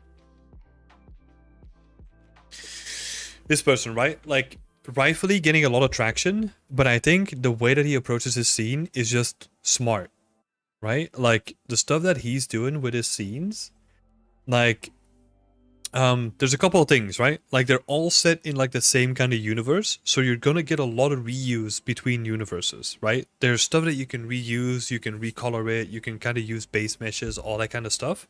So like a very kind of modular way of like approaching your scenes, right? And they all kind of are set in the same universe, which is awesome. And then also, I think, and this is more of a feeling that I have, is that he doesn't care a lot about like game performance or game optimization. It's purely about the visuals, right? Like, stuff looks really high detailed, probably using nanite and all that kind of stuff, right? Don't care about it. It's also not a knock on his it's also not a knock on the work that he's putting out, but it's more to say that he's taking shortcuts wherever possible just to get to the desired outcome because he wants to build worlds. He doesn't want to build like, oh, here's a nice hero prop, you know, like nice and finished with a bunch of storytelling. No, he's focusing on like the big stuff, right? So finding any shortcuts in this case as possible, like find as many as possible in that. I brought this up as an example of, I think this is a very good example how you could think about your projects, right? He does it in a way where he has scenes, right? So everything that he posts is always going to be a scene. However, you could also do that with like, let's say you're only making one scene, but then you focus on making a well first, right? And you make that well look really nice, that even though you're not making a scene, you could still post that well on your portfolio, right? And that's like a save point that you build for yourself. And then just keep building up stuff, right? Keep building up.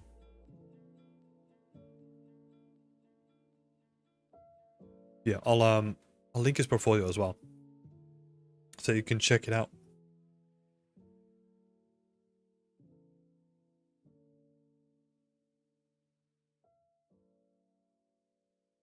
More of a curiosity question, not planning on making worlds just yet. Yeah, I'll be open about that, right? Like the way that I approach it is like in a very chaotic way. Like it's non-typical, right? Because normally what you do is you have a block out and then you start adding color to your block out and you start texturing, you start modeling, and you know, you build up incrementally. But I have like a very different approach to the way that I work, and I would not necessarily recommend other people to do the same thing that I'm doing, right? Which is weird because you're watching me stream.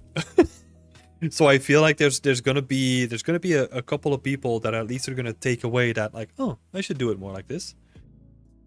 But this is something that I'm really happy with the process that I have come up with for myself. And a lot of it just revolves around like, what do I want to do next? You know? And in this scene, like I thought about like what would need improvement, and I was like, oh, I kind of want to work on the market stalls next. Even though last time we kind of did like a whole bunch of set dressing and like a bunch of other stuff, right? It's chaotic. That's what it comes down to, at least for me.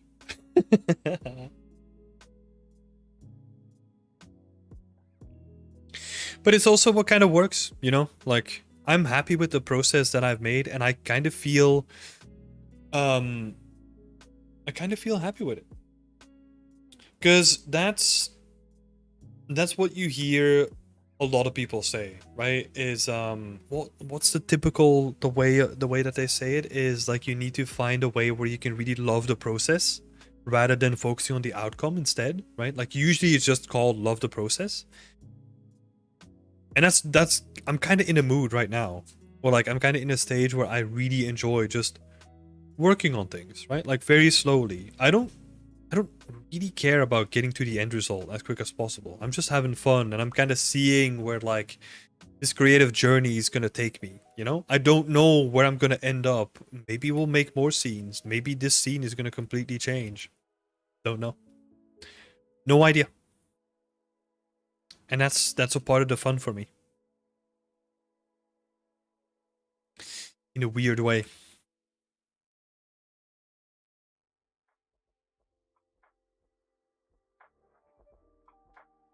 But thank you so much for the question, though. That's a very, very good question.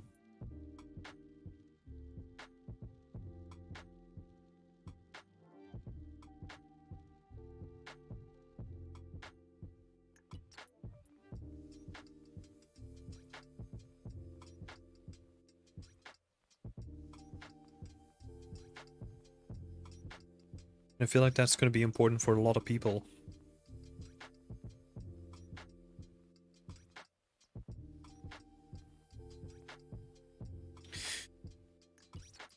All right, I'm gonna be right back.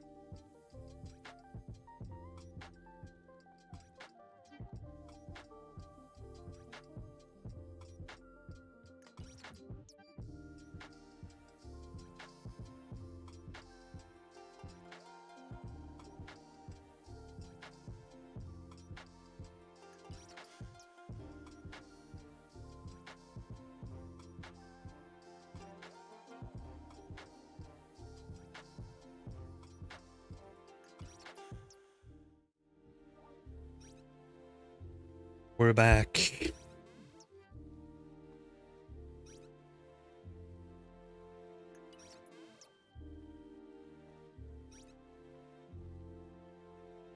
Okay, let's see if we can add more ropes to this person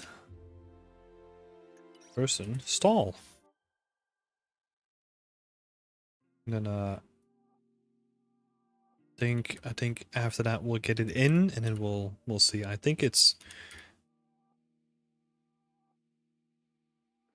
been a good run for today. Mostly happy with the progress that we've made.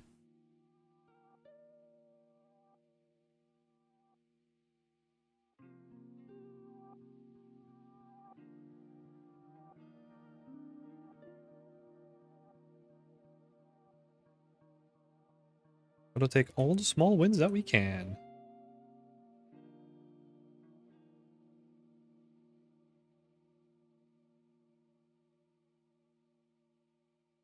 How is that one attached? I think that's just gonna go inside of it, right? Seems small enough. And then we don't necessarily need the ropes.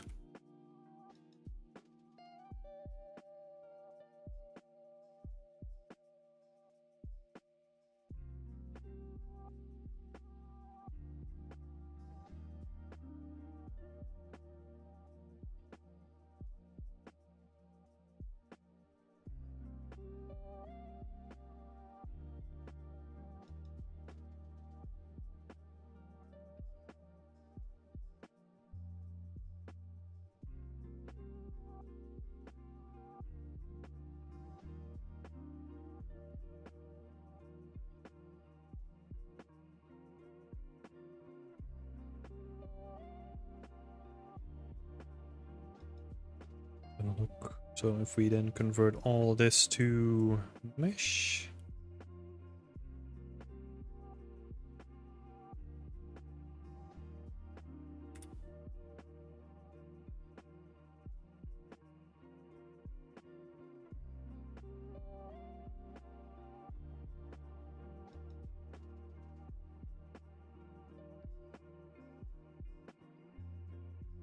I just want to do like a quick unwrap.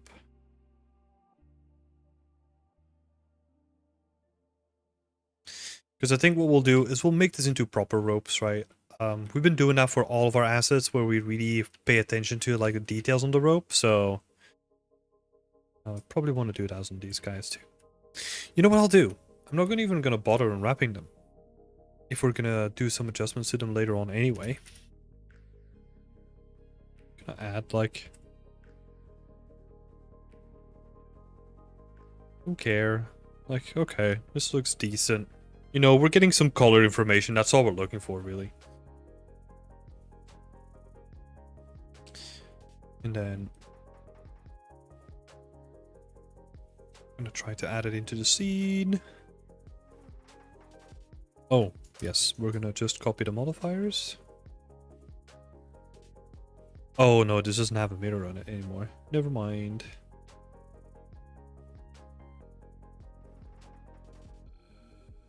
Right, so bloop. It's gonna go on there. Gonna join that up.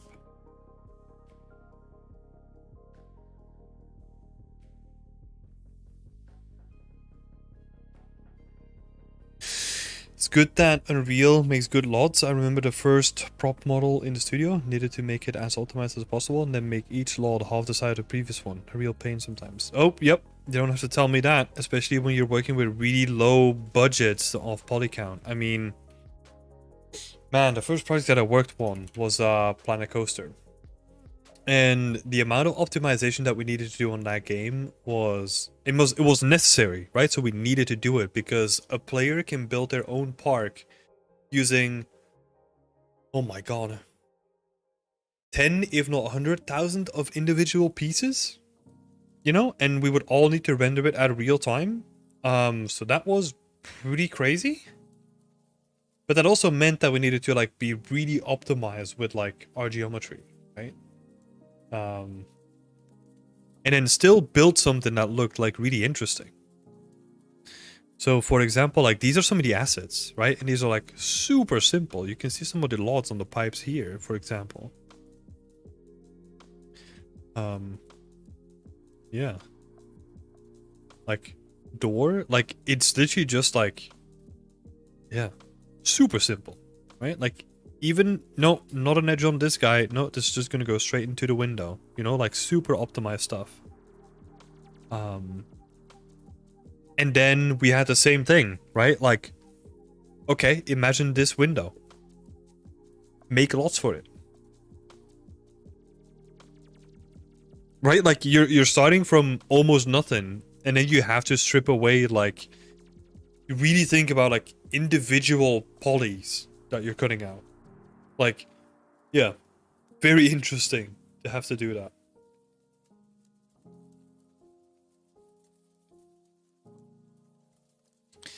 Very interesting and technically challenging and demanding as well. And it takes a few iterations before you can make a transition as subtle as possible.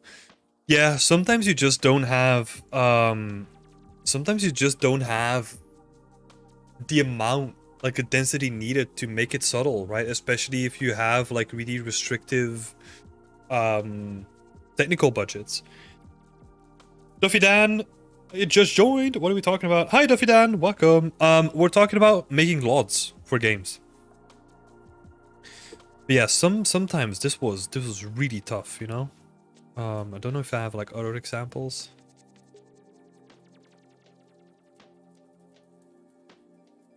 But it's also because people went crazy, you know? Like we couldn't have like a lot of we couldn't really have like a lot of geometric density because people were adding a lot of stuff to their parks. I mean, I don't know if I'm gonna, let's see.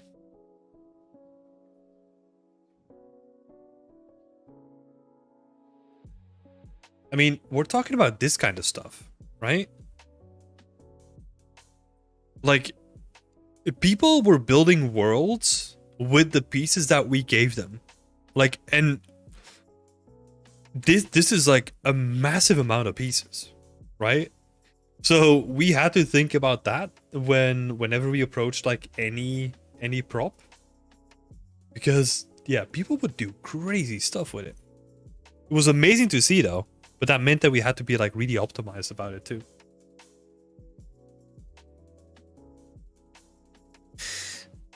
I played a bunch. Some of the parks are insane. Oh god, yeah. Yeah. Like people went nuts in that game. And it was awesome to see.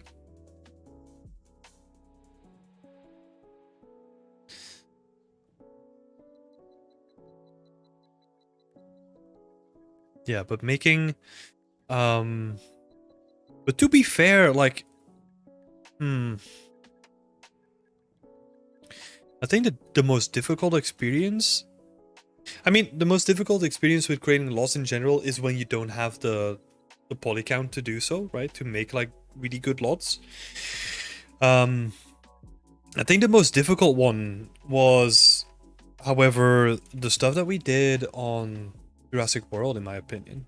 Like when we were making destructible modules, right? So a building would have like separate modules that if like a storm would go over it, like it will flip out the modules.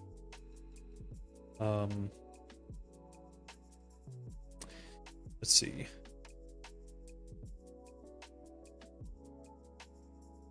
See if I can give an example of that.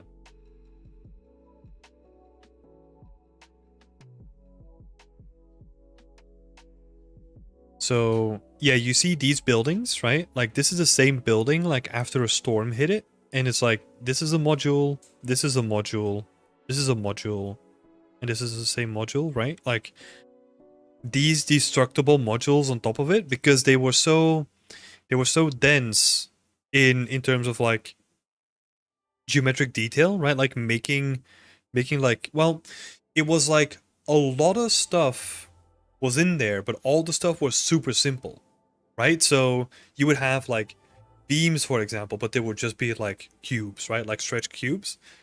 So whenever you wanted to LOD it, like you couldn't just like delete the beam because then you wouldn't see it anymore. Like it's like you would have to like a trick is, oh man, it depends. Like you're almost doing like a cost-effective thing, right? Where you're working with like if you're working with a square, you can do it to a triangle first because that still holds up from certain angles, and then collapse it to like one plane that's diagonally instead of just like straight on. But oh my god, yeah, it gets into the fine details with this kind of stuff. Technically challenging, but yeah, interesting to work on though. I just watched Nina Klaus's video about tech art. I thought it was awesome. Oh, thank you so much. It kind of makes me want to get into the technical side a bit more. That's awesome. Yeah. Glad you enjoyed the video as well. Okay.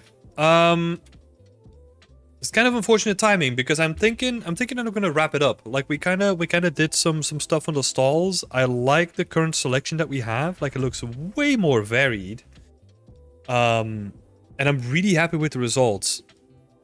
I don't know if I'll have time to it, but I kinda want to add more details to it and like refine some of it, right? Kind of start adding wooden bolts and all that stuff to it, like we did on this guy.